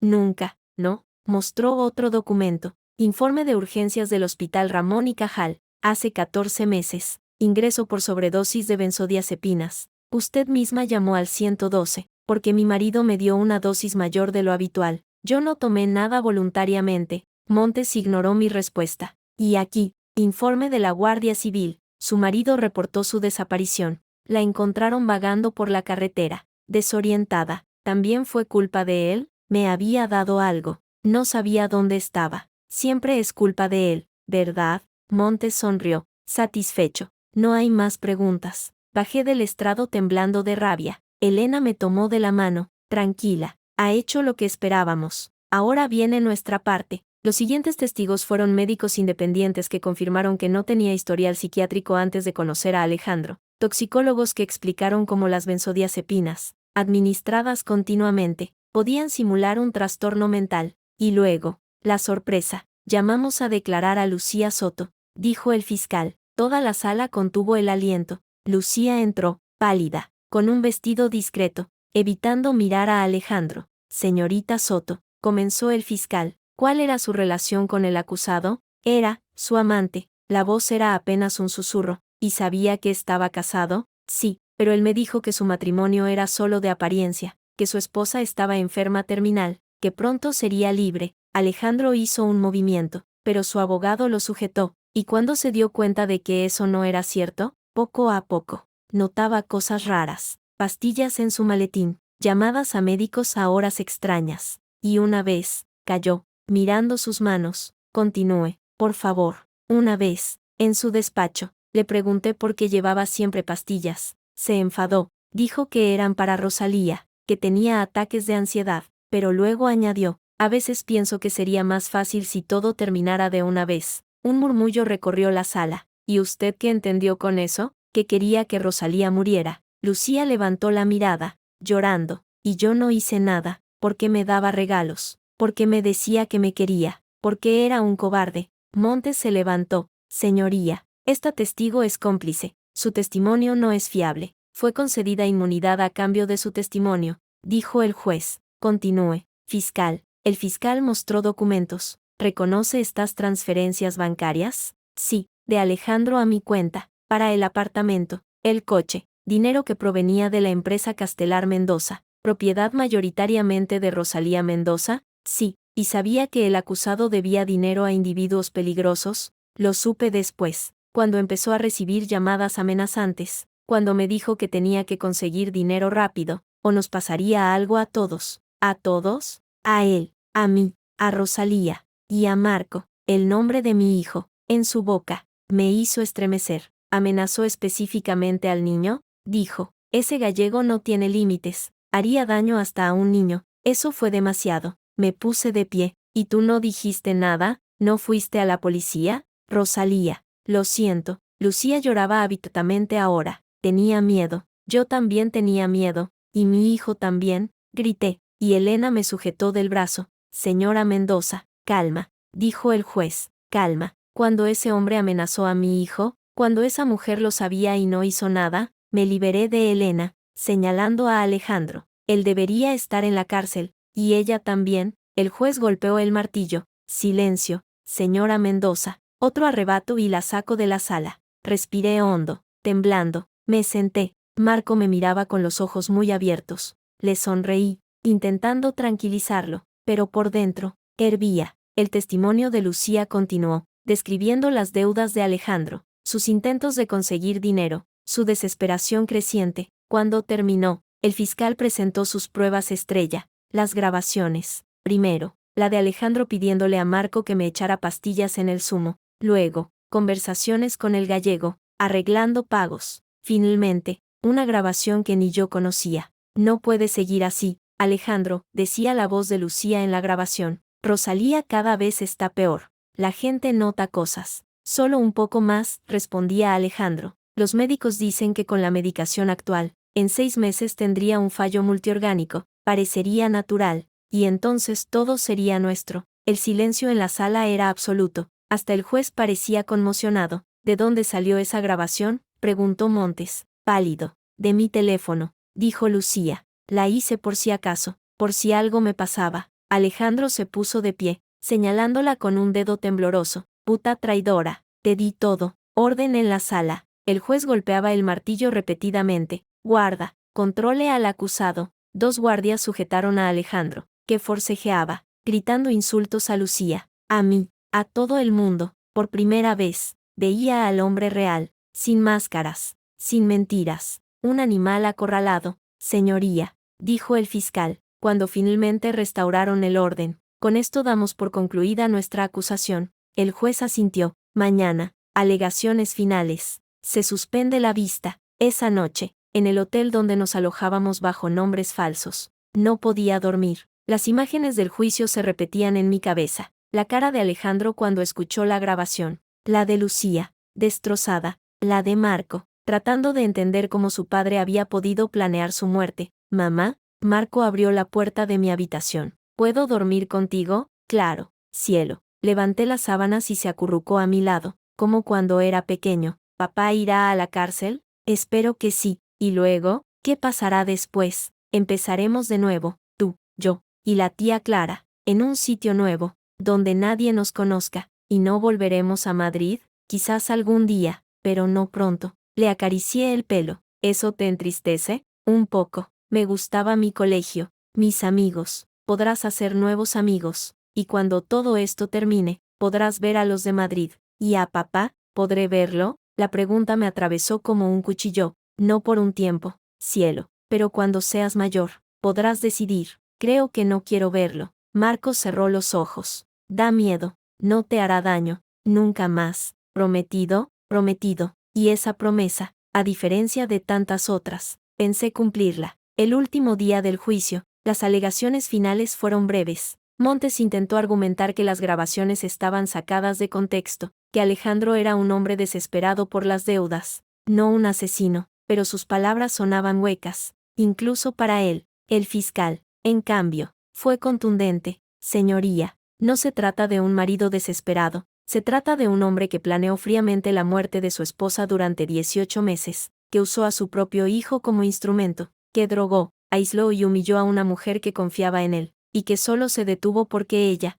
milagrosamente, despertó. Cuando terminó, el juez anunció, sentencia dentro de una semana de espera. Volvimos a Cádiz, pero la tensión era palpable. Cada llamada, cada coche que pasaba, me hacía saltar. Elena estaba optimista, con las grabaciones. Es condena segura, lo único que queda es la pena. ¿Cuánto pides? 8 años, por tentativa de homicidio, ¿y conseguirá menos? Probablemente. Primer delito, sin antecedentes, pero con la agravante de parentesco y alevosía. Mínimo 5 años. 1825 días. Me parecían pocos. Me parecían una eternidad. El día de la sentencia. No fui. No podía soportar verlo otra vez. Envié a Elena con Clara. Yo me quedé en Cádiz con Marco, esperando la llamada. Cuando el teléfono sonó, eran las 12 del mediodía. Ross. La voz de Elena temblaba, pero de emoción. Condenado. 5 años de prisión por tentativa de homicidio. 2 más por maltrato psicológico. 7 en total. 7 años. Respiré hondo. ¿Y la apelación? La pedirá, por supuesto, pero con las pruebas que tenemos, no la conseguirá. Y, el gallego, detenido esta mañana, con las declaraciones de Alejandro y Lucía. Tiene para rato. Colgué. Marco me miraba, expectante. Ya está, mamá. Sí, cielo. Ya está. ¿Podemos ser felices ahora? Le abracé, llorando. Podemos intentarlo. Mi amor, podemos intentarlo. Esa noche, por primera vez en años, dormí sin miedo. Soñé con mi madre, con mi padre, con la niña que fui, antes de que Alejandro la enterrara bajo capas de mentiras y medicamentos. Al día siguiente, fui a la playa. El Atlántico rugía, salvaje y libre. Me quité los zapatos. Sentí la arena fría bajo los pies. Caminé hasta que el agua me llegó a los tobillos. Fría, vivificante. Desde lejos, oí a Marco reír. Jugaba con Clara, construyendo un castillo de arena, libre, seguro. Alejandro estaba en la cárcel, su amante, desacreditada, su imperio, en ruinas. Y yo estaba aquí, viva, respirando. El teléfono vibró, un número desconocido. Casi no contesto, pero algo me dijo que debía hacerlo. Sí, silencio. Luego, una voz que conocía demasiado bien, aunque nunca la había oído así, rota, llena de odio, pero impotente. Esto no se acaba aquí, Rosalía. 7 años pasan rápido, y yo tengo buena memoria. Era Alejandro. Desde la cárcel. Llámame otra vez y denunciaré el acoso. Adiós, Alejandro. Colgué, bloqueé el número. Luego, tomé el teléfono y con todas mis fuerzas, lo lancé al mar, un arco plateado contra el cielo azul, antes de desaparecer en las olas. Mamá, Marco corrió hacia mí. ¿Qué has hecho? He tirado el pasado al mar cielo. Vamos a necesitar un teléfono nuevo, uno con cámara mejor, para hacer fotos a los castillos. Sí, cielo, uno con cámara mejor. Clara se acercó, sonriendo. ¿Todo bien? Sí, por primera vez, todo bien. Y mientras caminábamos de vuelta a la casa, el sol cálido en la piel, supe que era verdad. La batalla había terminado. La guerra, quizás no, pero por ahora, era suficiente. Era libre. 3 años. 1095 días. Esa era la diferencia entre la mujer que había entrado en la gala del RIS y la que hoy presidía la reunión de accionistas de Mendoza Capital. Donde antes había temblor, ahora había firmeza. Donde antes había dudas, ahora había certezas. La fusión con la empresa alemana se completará el mes que viene, decía desde la cabecera de la mesa, en la sala de juntas de la nueva sede en Torre Picasso, y con ella, nos convertiremos en el primer fondo de inversión español con presencia estable en Europa del Este. Los 12 miembros del consejo, todos hombres salvo 2 mujeres, asentían, algunos con genuino respeto, otros, los que habían sido leales a Alejandro, con resignación forzada. ¿Alguna pregunta? Miré alrededor de la mesa, desafiando a quien quisiera cuestionar mi liderazgo. Nadie habló. 3 años habían bastado para transformar la casi quebrada Castelar Mendoza en Mendoza Capital, una empresa con valor en bolsa que había multiplicado por 5. 3 años de trabajar 16 horas al día, de aprender, de demostrar. Entonces aprobamos el plan de expansión. Firmé el documento con mi nueva firma, segura, decidida. Reunión terminada. Cuando salí, mi asistente personal, una joven brillante de 25 años llamada Sofía, me alcanzó. Señora Mendoza, tiene una llamada de la cárcel de Alcalameco. ¿De quién? No dice, pero insiste. Dice que es urgente. Mi primer impulso fue negarme. Alejandro tenía prohibido contactarme, una condición adicional a su condena, pero algo en la voz de Sofía, un tono de preocupación, me hizo dudar. Pásamela a mi despacho. El despacho era todo cristal y líneas limpias, con vistas a toda Madrid, mi Madrid. Desde aquí veía el edificio donde antes había tenido mi vida perfecta, mi jaula dorada. Ahora veía libertad. El teléfono sonó, una vez, 2. Sí, Rosalía. No era la voz de Alejandro, era otra, más ronca, más gastada. Soy Antonio, su compañero de celda. ¿Qué quiere? Alejandro no puede contactarme. Lo sé, por eso llamo yo. Una pausa. Tosió. Está enfermo. Muy enfermo. No dije nada. Esperé. Leucemia. La diagnosticaron hace 2 meses. No le queda mucho. El silencio se extendió. En la calle, a 30 pisos de altura, los coches eran como juguetes. Silenciosos. Irreales. ¿Y por qué me lo dice a mí? Porque quiere verte. Una última vez. Imposible. Rosalía. La voz se quebró. El hombre que conociste ya no existe. Este es solo un enfermo que se muere, que quiere pedirte perdón. Colgué. Las manos me temblaban, pero no de miedo, de rabia. Ahora ahora que finalmente era libre, feliz, que había reconstruido todo, él quería volver. El teléfono sonó de nuevo. Esta vez era Elena. ¿Has recibido la llamada? ¿Tú también lo sabes? Sí, su abogado me contactó. Quieren un permiso carcelario para salir al hospital, y quieren que firmes el consentimiento, como familiar más cercano. Jamás. Ross, escúchame. La voz de Elena era tranquila, profesional. Si muere en prisión sin haberte visto, la prensa se cebará contigo. La esposa despiadada que dejó morir a su exmarido en la cárcel. Ya conoces el juego. Que se muerda. No debo nada. No se trata de deber. Se trata de inteligencia. Elena suspiró. Ven a mi despacho. Hablamos. El despacho de Elena estaba en la calle Serrano, rodeado de tiendas de lujo que ya no me importaban. Cuando entré, ella estaba colgando el teléfono. Es peor de lo que pensaba, dijo sin preámbulos. No tiene leucemia, tiene SIDA avanzado. Me senté, sin sentir las piernas. SIDA, contagiado en prisión, según los informes.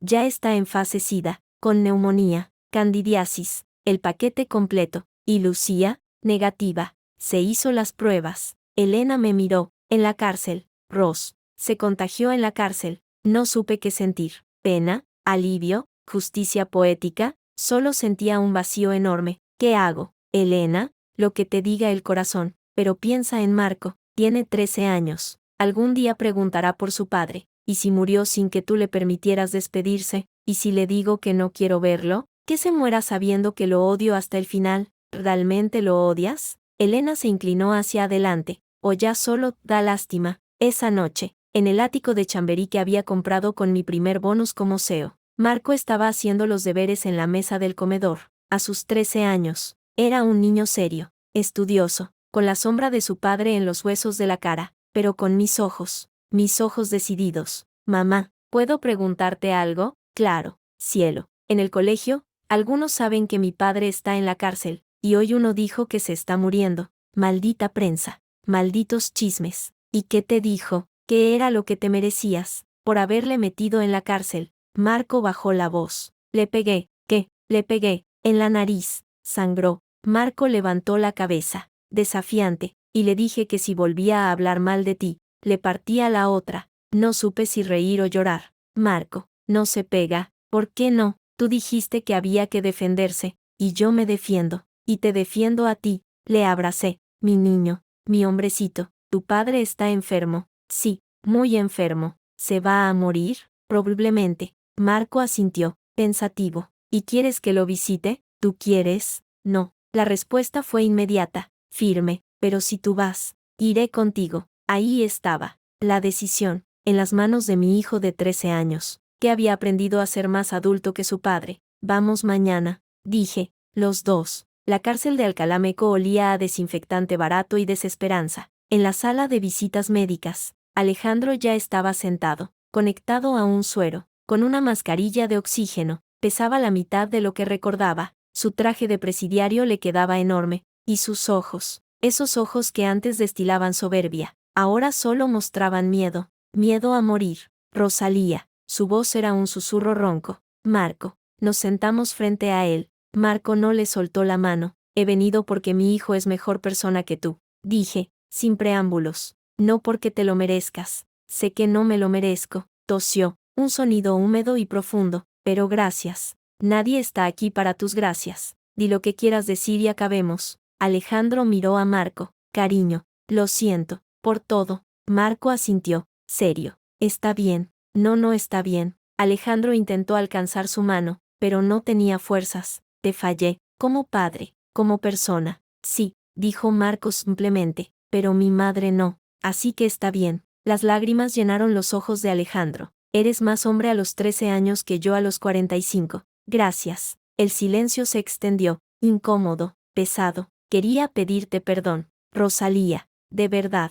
No el perdón de los tribunales, el tuyo. ¿Y por qué crees que te lo daría? Porque sé que dentro de ti, en algún sitio, queda algo de la mujer que amé. Esa mujer murió. La mataste tú. Me levanté. Vinimos. Te vimos. Adiós. Alejandro. Espera. Su voz, repentinamente fuerte. Tengo algo. Para Marco. De debajo de la manta sacó un sobreviejo, manoseado. Es de tu abuelo. Para cuando cumplieras 18. Pero no llegará. así que tómalo ahora. Marco miró el sobre. Luego a mí. Asentí. Lo tomó. Ábrelo después, dijo Alejandro. Y Rosalía, una cosa más. El gallego. Sigue ahí. Sigue enfadado. Está en la cárcel. Sí, pero su gente no. Alejandro tosió de nuevo. Esta vez con más fuerza. Ten cuidado. Siempre. Salimos. En el coche. De vuelta a Madrid. Marco abrió el sobre. Dentro había una carta. Y una llave antigua. Querido Marco, si lees esto, es que tu padre ha hecho algo estúpido, o que yo ya no estoy.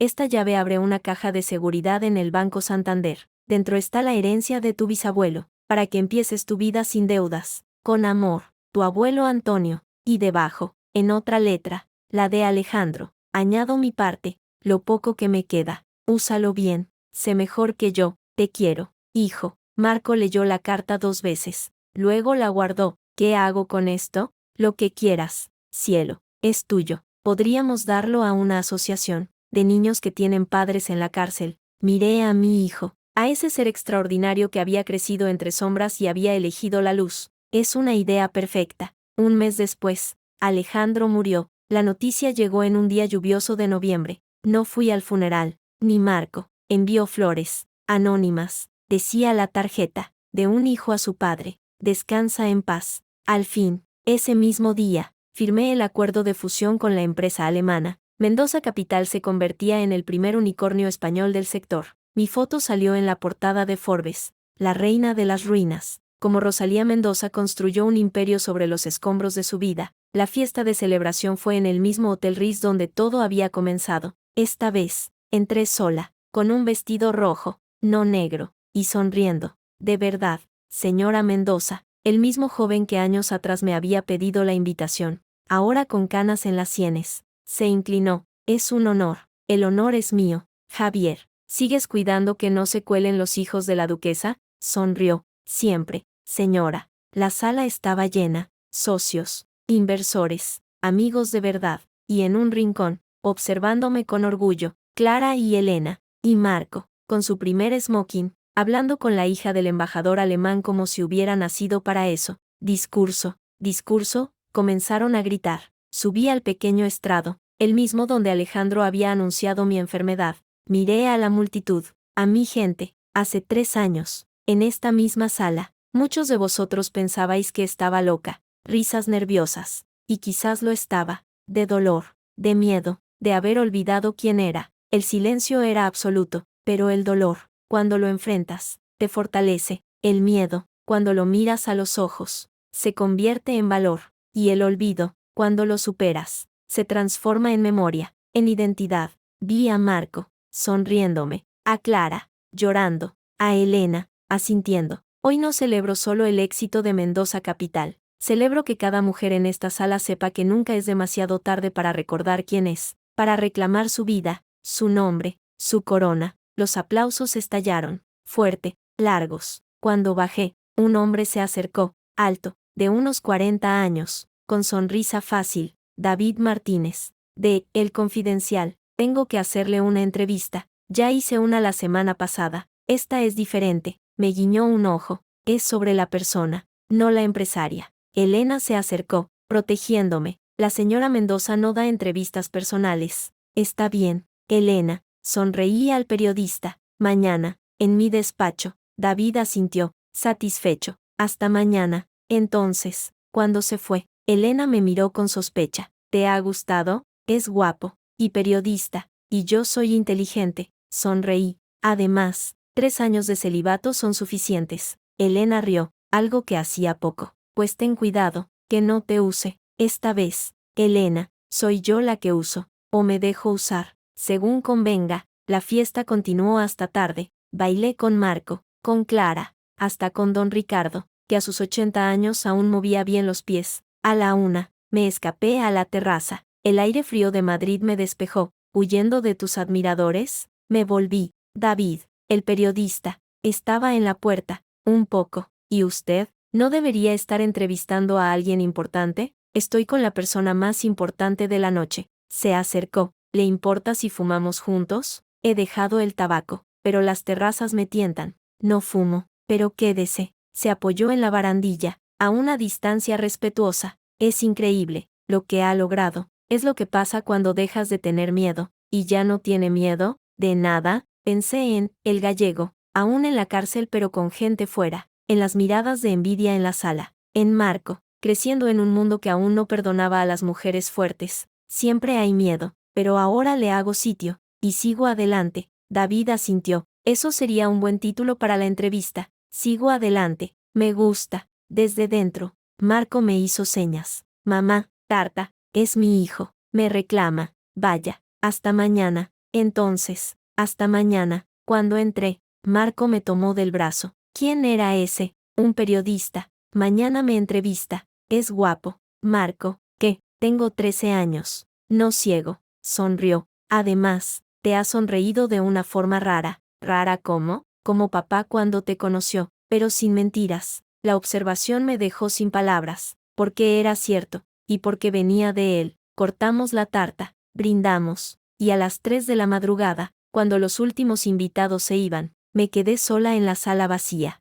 donde antes había habido dolor, ahora había paz, donde antes había habido humillación, ahora había triunfo. Sonó el teléfono, un número desconocido. Esta vez, contesté sin miedo. Sí, señora Mendoza. Una voz áspera, con acento gallego. Soy un socio de su difunto marido. El corazón se me detuvo, pero solo un momento. Mi marido está muerto, y sus socios, en la cárcel. ¿En qué puedo ayudarle? Tengo una propuesta, de negocios. No hago negocios con desconocidos, y menos por teléfono. Es legítimo, tanto como lo suyo. Una pausa, pero hablaremos en persona. Cuando usted esté lista. Colgué. No bloqueé el número. Anoté la hora, la voz, los detalles. Llamé a mi jefe de seguridad.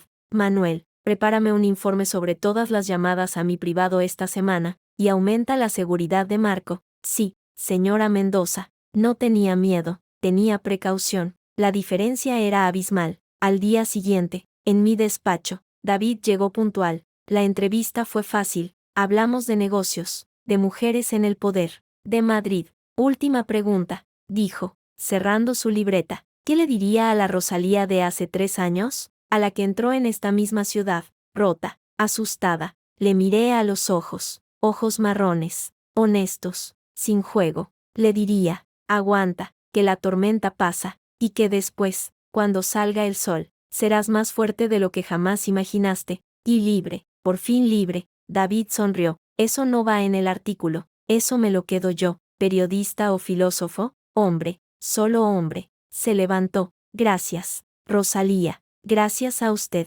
David. Cuando se fue, me asomé a la ventana. Madrid se extendía a mis pies. Mi ciudad, mi reino, construido no con alianzas de matrimonio, sino con mi propio esfuerzo, con mi propio dolor, con mi propia fuerza. El teléfono interno sonó. Sofía, señora Mendoza, su hijo está en línea. Dice que es urgente. Pásamelo. Mamá, la voz de Marco, emocionada. He aprobado el examen de ingreso. Entró en el bachillerato internacional. Las lágrimas, esta vez, fueron de felicidad. Enhorabuena, cielo, te mereces lo mejor. Y tú también, mamá, te quiero. Y yo a ti, Marco, más que a nada en este mundo. Colgué, en el cristal de la ventana, mi reflejo sonreía. Ya no la sonrisa triste de la esposa enferma, ni la forzada de la empresaria en ascenso, la sonrisa verdadera, libre, de una mujer que había perdido todo y se había encontrado a sí misma. Afuera, el sol se ponía sobre Madrid,